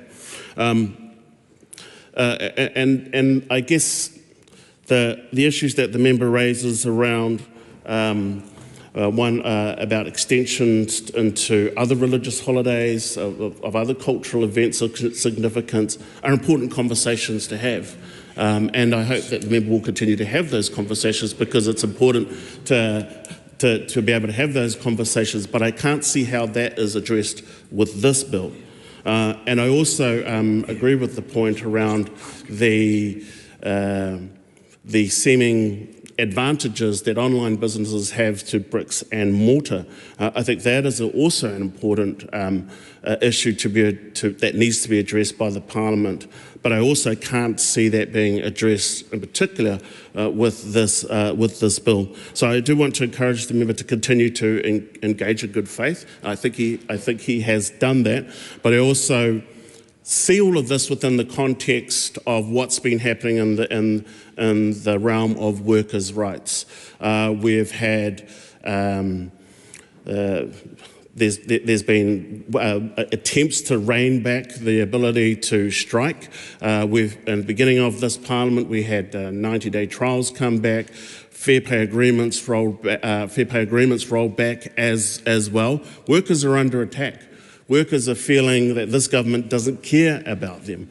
If we talk about the freedom to choose and the freedom to choose in terms of how you will work or not work within a particular workplace, it is also important to think about the freedom to organise, the freedom to not just choose who will have power over you, because that's the problem, but also the freedom to actually own and organise our own lives. This is a bill which is happening in the context where workers' rights are being rolled back, Mr. Speaker. And it is in that context why I cannot support this bill. Thank you, Mr. Speaker. Thank you for the opportunity to take a call on this bill. I won't be supporting this bill today, and I do want to acknowledge the member for having his bill pulled and for the engagement he's undertaken. I did just want to respond to some of the comments he'd made around pressure being placed on workers to work on Easter Sunday. I understand he did ask that question of my colleague Camilla Bielich, but not directly of me. And I do want to bring some of my experience to the House today. I worked as a retail union organiser for 6 years, so I represented workers at Countdown, now Woolworths, New World, Pack and Save, Farmers, Bunnings, Mighty 10, Kmart, Cotton On, so large retailers and some small retailers in New Zealand. I was representing those workers when the law changed in 2016, and the law, what happened was in Tasman they originally voted no, have changed that to yes. In Nelson they have kept with no trading, and in Marlborough they did make an immediate move to trade. And one of the things that happened was the supermarkets in particular were particularly bad at following the law, which required a written notice to employees, which the Countdown supermarket in the heart of Blenheim did not do. And they were required to have a process for employees to say they wanted to opt out, and again they didn't do that. As the organiser, I actually had to take it upon myself to set that system up, so I had to create an opt-out form, give it to all of my members that they then provided to the employer. There was a lot of subtle pressure placed on employees, some of whom, like myself, have a Christian faith. A lot of subtle pressure to work on Easter Sunday, and I would say to fellow Christians, now that's not the main reason I'm opposing this bill, but actually arguably for us, Easter Sunday is far more important than Christmas Day. in terms of our religious calendar. And so I do want to note that actually for us, and I've had representation made to me from Christians, that actually while culturally in New Zealand the practice is to spend more engagement around the practice of Christmas, actually those of us practicing the Christian faith, Easter Sunday is actually a more significant day. That is not the main reason I'm opposing the bill, though. It is based on my experience around that subtle pressure that's put on workers. The other thing, the member was incorrect in his first speech. Easter Sunday isn't a public holiday. And so workers required to work on Easter Sunday, or who feel or who make that choice to work on Easter Sunday, unless they're covered by an agreement. Now, many retail workers are covered by a collective agreement that does put in place time and a half provision, but there are a lot of workers who work on that day that don't receive time and a half, that don't receive a day in lieu, that don't get those extra provisions that you would in a public holiday. So there is an anomaly in the law, and without that, that means I absolutely could not support this, because for workers to be working on a day that is of such significance in terms of being both a family day and a religious day and not receiving that extra support is something that I just personally could not support. I want to talk a little bit about that subtle pressure, because absolutely you can write into the law that there's workers' protections. You can write that on a piece of paper, but how does it work in practice? Things being said like, thanks to all the team players who worked today, and guess who gets the promotion? Probably the person who's willing to work the extra hours or work the days that people don't want. And so what you end up having is this subtle discrimination against people who, you know, like we have a lot of Pacifica people, for example, who work in supermarkets. A number of them are of a Christian faith. And so for them, feeling that pressure to go to work on a on a day that is of significance to them. I do take the point that there are people of other faiths in this country that don't get that same protection. Really happy to have a conversation about what that could look like. It's something that is of interest to me. But however, this bill, in my view, this bill does not cover any of that. It doesn't put any of those conversations in place. It doesn't put any extra protections in place. And so I have seen in practice over 6 years of working, people feeling pressured to work. Someone's called in sick, you know, they're short-staffed that day. It happens in retail all the time.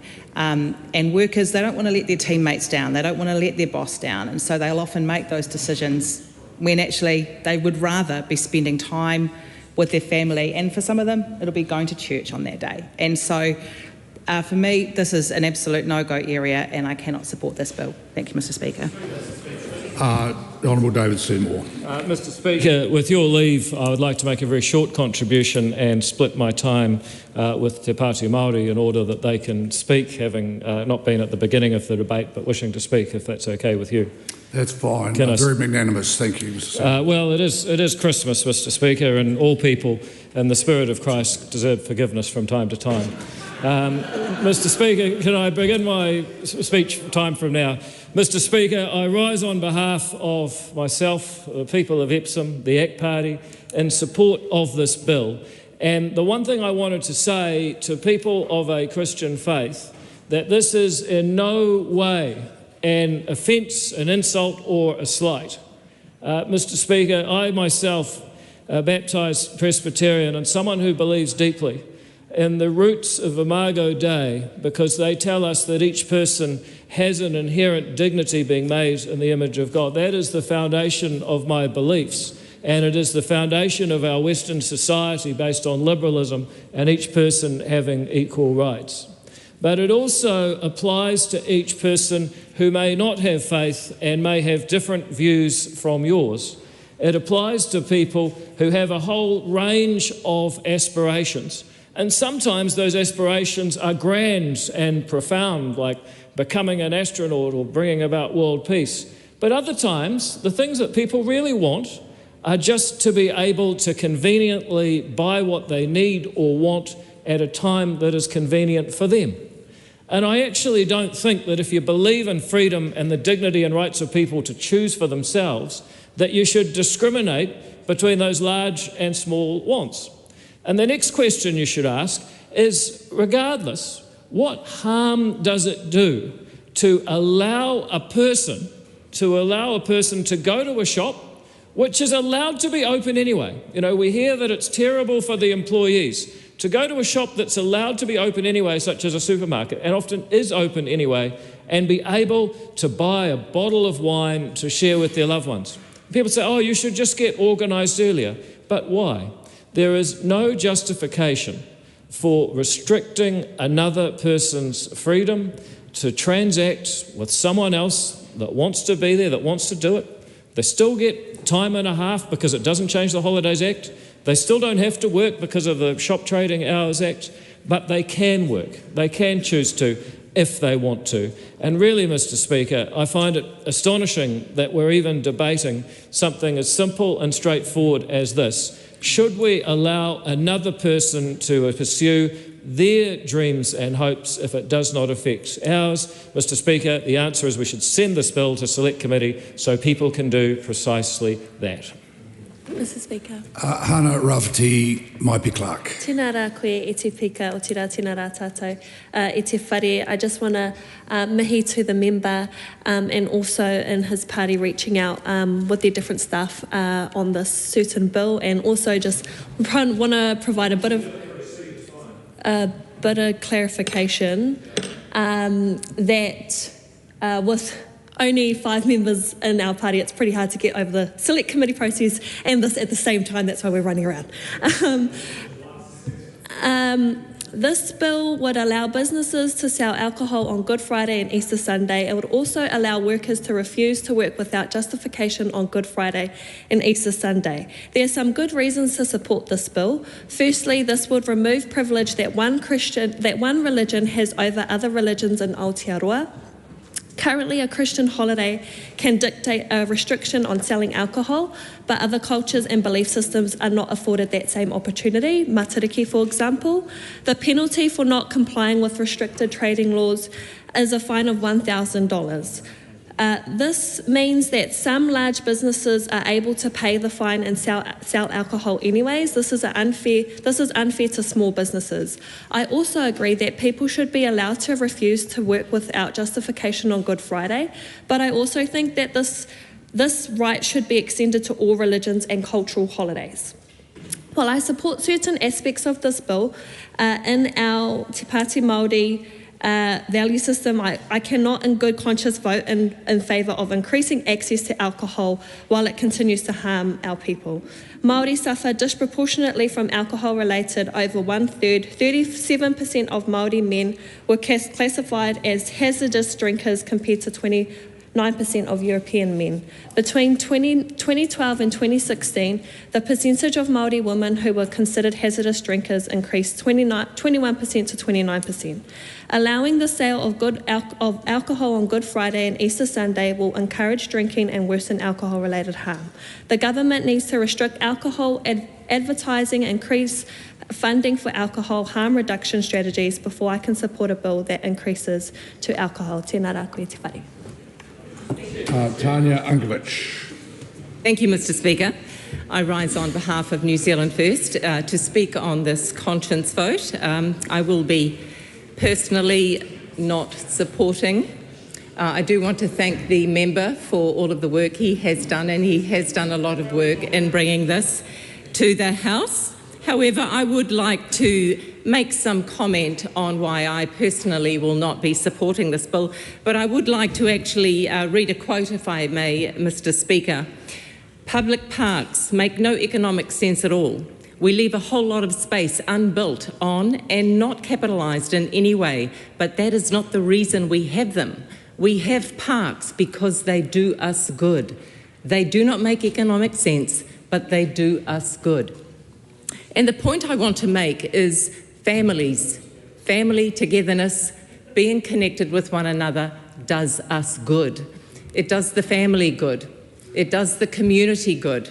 And when communities are united, then a country will be united. And at a time when New Zealand needs to be united, I can't think of a better time than for us to encourage togetherness, family, and being together. And that is one of the main reasons that I do not support this bill, because I want to encourage family. I want to encourage people coming together again. And I know the value of doing that. Now, Mr. Speaker, there are so many areas that I would like to speak on here. Many have already been mentioned, so I'll only speak on the ones that I feel are quite important. One of the documents, the explanatory note, starts by saying the bill seeks to remove an extra burden on businesses. I want to focus on the burden that this might put on family. I want to focus on the burden that it might put on the entrepreneur who desperately wants a break. So many entrepreneurs, solopreneurs, they have difficulty in giving themselves permission to have a rest, and they love the opportunity to just do nothing. And I know that in many of the people I have spoken to in my previous career, that is one of the things that they find hardest to do, is to give themselves permission to stop. And I want to think about the children, the partners at home who would rather have their loved one at home on these special days. Now, we as a house often talk about mental health and the declining mental health in New Zealand. And one of the big contributors to that is loneliness, alcohol, and I have spoken to many NGOs who all say the last thing we need is another day where someone who is suffering from mental illness can go out and easily get their fix. That is the last thing we need. We are struggling. We are at our wits' end trying to help people in this, what they called a pandemic of loneliness. And these holidays, Christmas, Easter, Good Friday, those long periods of time, when one is struggling with their mental health, that is even harder during their times, because it is a reminder that they are alone. It is a reminder that they aren't part of a family unit anymore. And it is so easy for them to go out there and run away from that. So I would also like to, in my time available, Mr. Speaker, speak about the pressure that some workers do have. New Zealand First will always support the workers. And I've had many communications from families, many of them Christians, reminding me that actually 30% of the population in our last census were Christians. And one father said that his two sons ask their employer, there is just one day of the week we don't want to be rostered on, please, and it's a Sunday. However, when they were told that if they didn't work on a Boxing Day, which was a Sunday, then they would lose their job. So it does exist, not all employers do that, but it does exist that some take advantage of that power over relationship. So, Mr. Speaker, I really have spoken on most of the things that I would like to speak about, but really I think the big one is I want to focus on family, and this is one way that we can focus on family, by ensuring that we give them the permission to be together instead of giving them another reason to not be together and remain busy. Thank you, Mr. Speaker. Honourable Simeon Brown. Well, thank you, Mr. Speaker, for the opportunity to take a short call on the repeal of Good Friday and Easter Sunday as restricted trading days amendment bill. And I just want to acknowledge on behalf of the National Party, this is a conscience vote. There will be people in this party voting for, there will be people in this party voting against, and I think that is one of the great things about the National Party, is that we allow our members to be able to exercise their conscience and have their say. I will be using my conscience vote and voting against this bill, and for a number of reasons, but that represents, I think, a significant part of New Zealand which does support the National Party and the values that they hold, and they are representative of a huge number of New Zealanders. Firstly, Easter is an incredibly important time in our calendar. Yes, I know that our country is changing, but ultimately we also have a history and a heritage of Christian values where we recognise Easter as being an incredibly important part of the calendar. And the rules and regulations around this day have come out of that history and heritage. And not only is that important to recognise, but the important time that this provides for people to spend as a family has, I think, actually become how this day has become recognised, how Easter has become recognised, how Christmas has become recognised as important parts and foundational building blocks of what we have as a country. And so from my perspective, that is important. It's worth preserving. I'm a conservative. We preserve things. That's ultimately one of the reasons why I'm voting against this piece of legislation. Now, I've heard the arguments in favour around supporting choice and supporting businesses to be able to make choices, and I appreciate, and individuals being able to make choices, and I appreciate those arguments. But I also would like to point out that there are many businesses, particularly small businesses in New Zealand, who ultimately have very limited choices. And I consider a small business in my own electorate, which is a fruit and vegetable shop. It's a family-run business. They open every single day that the supermarket is open, because they ultimately don't have a choice but to compete when they're in a small business, tight margins, and it's the family running the show. At the moment, they have 3.5 days of the year where they don't open their shop doors. Now, the issue here is, and we've talked, I've heard about workers' rights. Businesses like that will ultimately be forced in a position where they will be left with only 1.5 days of the year where they are able to actually have that time as a family. And when I'm talking about a family business, it's the parents, it's the children. Ultimately, that choice will be taken away from them if this legislation is being able to be passed. And those are small businesses. Many thousands of small businesses up and down the country will be put in that position. The second issue, or the point I'd like to make, is that councils do have discretion when it comes to the law already. Different communities which have for long times called for the ability to have flexibility, have that flexibility. The 2016 law changes have given councils the opportunity to be able to make different decisions in their communities around how they need to respond. And we've seen those areas in the country where there is high tourism respond in a way which supports them to be able to meet that need in their community. And that allows local communities, through their council, to be able to make those decisions which best reflect the needs of their local community. The final point I want to make is just around the point of consistency, and this point was touched on by my colleague Tim Costley a little bit earlier in the debate. But I put it to those who are supporting this bill.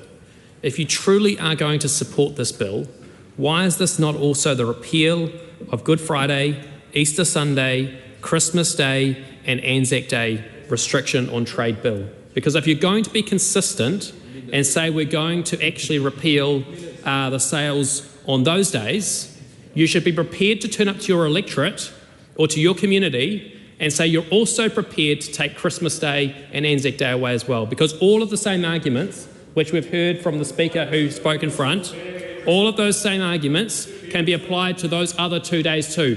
And he hasn't been prepared to come here and actually put a consistent argument to this House, which is what he should have done if that's actually what he believes. If that's what he actually believes, that's what he should have brought to this House. And so, Mr. Speaker, I say to those members who are considering voting in support of it, that is the consistent position. It's not a position I support, but that is a position that they should be considering. Mr. Speaker. Helen White. Thank you. I rise in quite astonished state that I'm going to be agreeing with Simeon Brown. I do it because there is a first time for everything. And maybe it's a Christmas spirit issue. But I wanted to take the tack really to emphasise the issue over the coercive power in this situation that actually impacts not only on workers but also on business owners, as has been mentioned.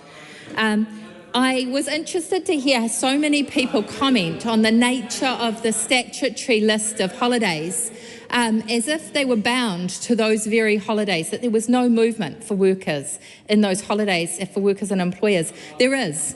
If you look at Section 44, you'll find that workers can agree with their employer to move to holidays that are in fact more conducive to their own religion, etc. But I have never seen it happen, and I was doing the job of employment law for a very long time. It doesn't happen because people do not negotiate such things. The reality is most workers are given a set of rules and they agree to them without question. And those rules tend to be the statutory lists that we have. That's a really good demonstration of the lack of bargaining power that is in the average employment relationship. These days that we have set are so minimal when you think about it. Yes, they're better than America. They're 12 days, but actually America has all these different other holidays. We get better annual leave than America. But we have actually very little rest time in this country.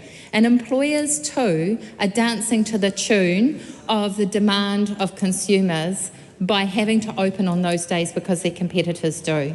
So in a way, having these days that are a little bit sacred, where we close down our materialism, it actually protects everybody. And everybody gets a day off consumerism, which doesn't do them a scrap of harm. Now, I want to talk about the alcohol issue because, again, the member bringing this bill, and I congratulate him for getting it drawn from the ballot, he talked about the issue of the possibility that people who had a negative relationship, I think he called it, with alcohol, would go and hoard alcohol.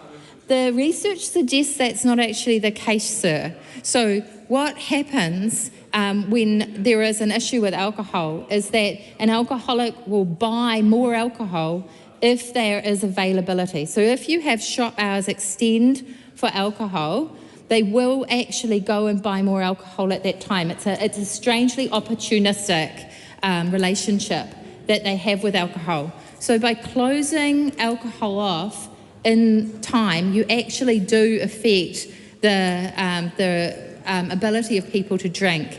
And it doesn't just affect the person drinking, it affects their whānau.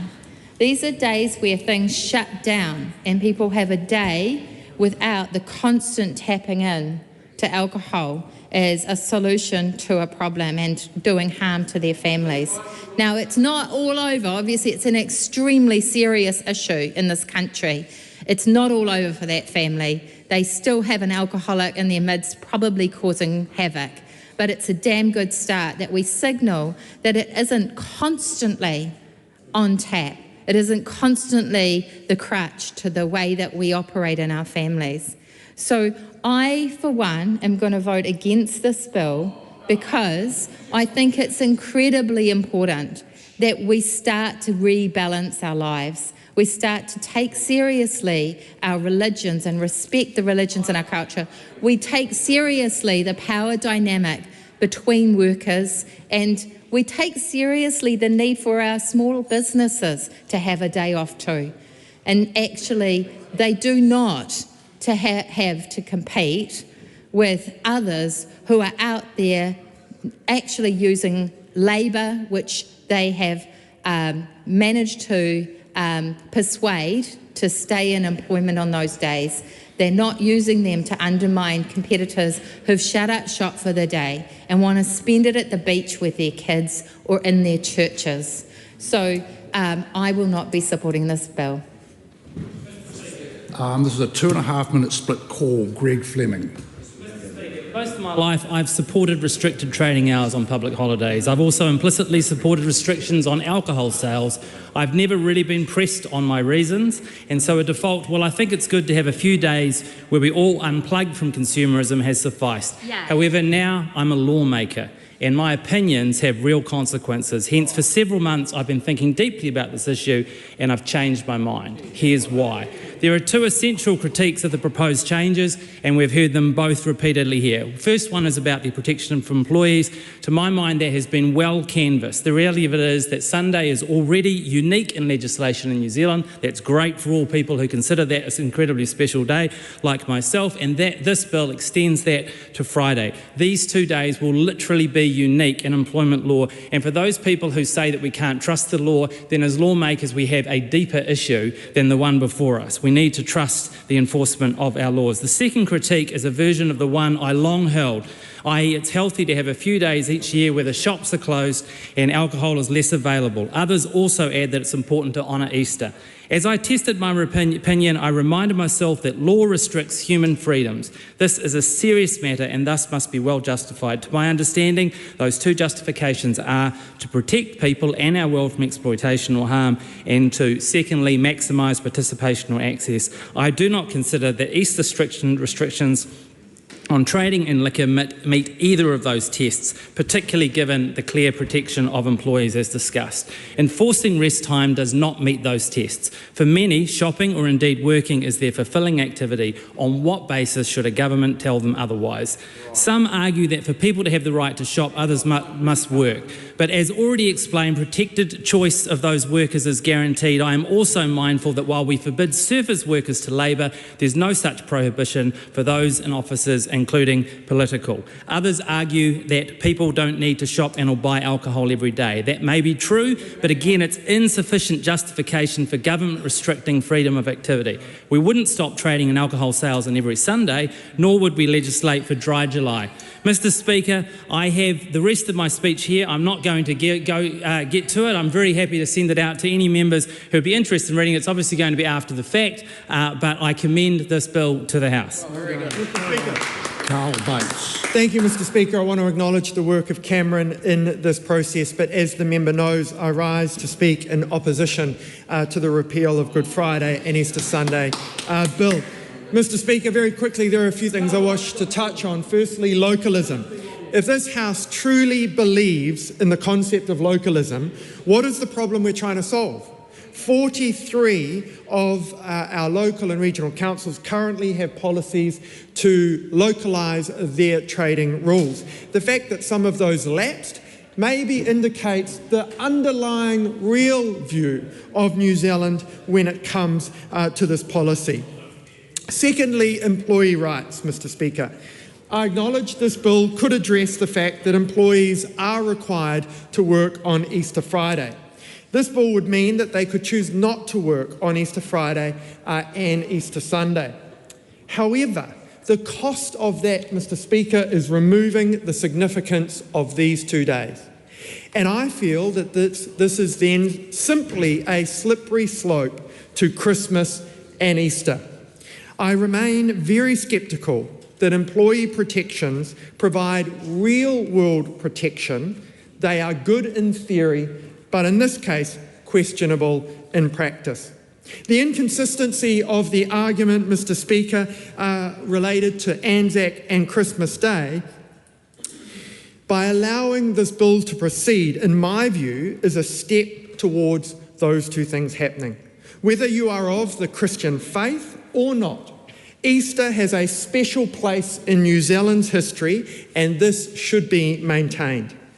The online argument is also just not solid, Mr. Speaker.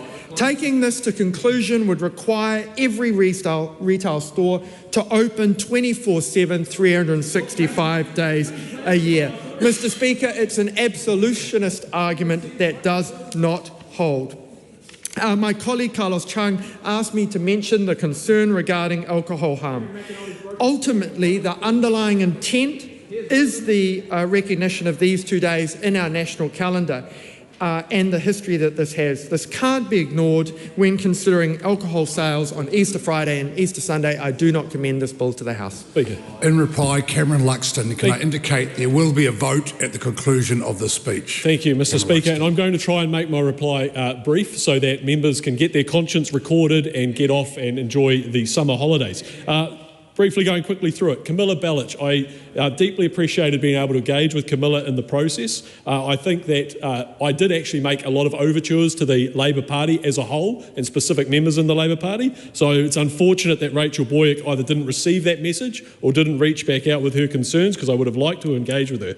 But showing that the rules weren't followed, I think my colleague over here, Greg Fleming, who gave a great speech about the way he's changed and evolved his thinking on this, shows that as lawmakers, we should be respecting the law, not just saying that, okay, someone's ignored the law, therefore the entire concept of governing through law is void.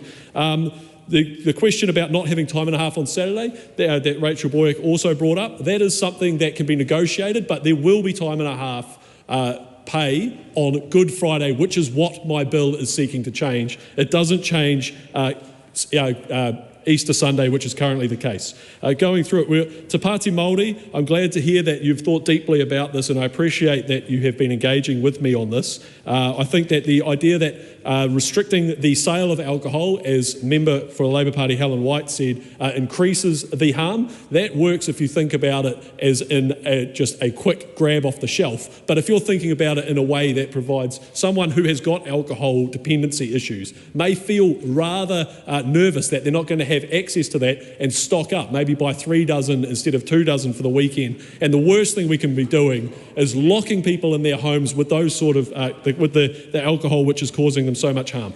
There was a couple of members who raised the slippery slope argument that this is going to lead to removal of Christmas and Anzac Day. The reason for bringing this bill isn't because of an attack of we just want to get rid of religious. As I gave in my speech, I deeply hold respect for the founding religion of our country, and I think that this isn't been a debate to try and extend the slippery slope out to include Anzac and Christmas. What it is doing is addressing the concerns that address the confusion throughout the country that New Zealanders experience every year. Nobody is confused about Christmas. No one is confused about Anzac Day. These are secular days, these are religious and secular days, and they should be treated with the respect that they deserve in the same way that New Zealanders should be treated with the respect that they deserve and treated like adults over the Easter weekend. The Greens, we often hear that the Greens want a conscience vote in this House. Well, here's a chance to use it. It'll be interesting to see if, as the polling shows, that 62% of their supporters,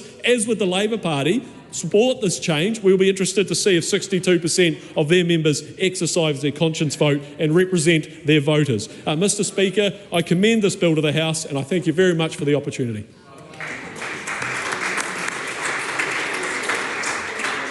I've determined that the subject of this vote will be treated as a conscience issue. In this case, I know there are members who want a personal vote, and I am prepared to accept one. This is the process we're going to follow. I'm going to put the question, I'm going to announce the result. At this stage, any member can ask for a personal vote. The question is that the motion be agreed to. Those of that opinion will say aye. Aye. To the contrary, no. The ayes have it. A personal vote is called for. A personal vote will be held. Ring the bells.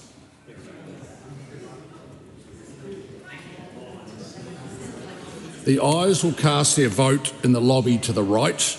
The noes will cast their vote in the lobby to the left. Abstentions will be recorded at the table. All votes... could I just keep the noise down, please, members? All votes and abstentions will be recorded by the clerk. Proxy votes will be marked as such. The bells will now ring for 7 minutes.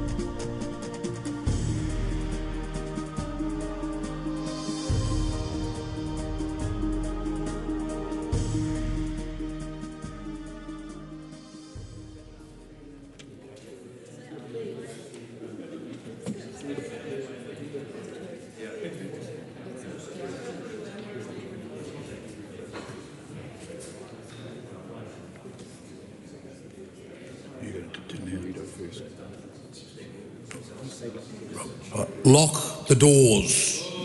Lock the doors.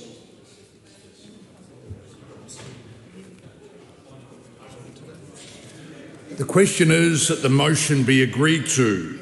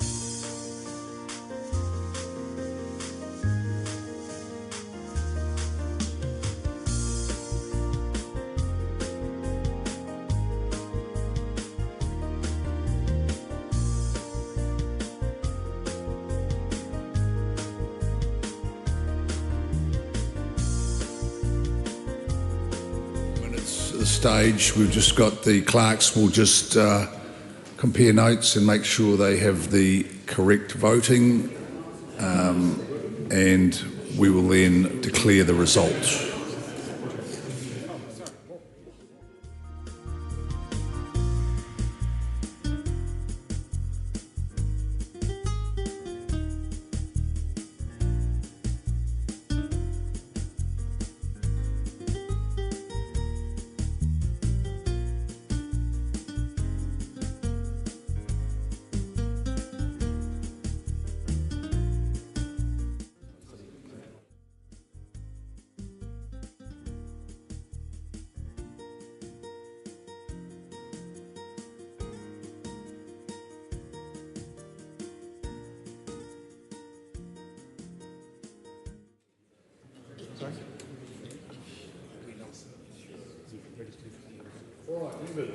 We are ready to resume.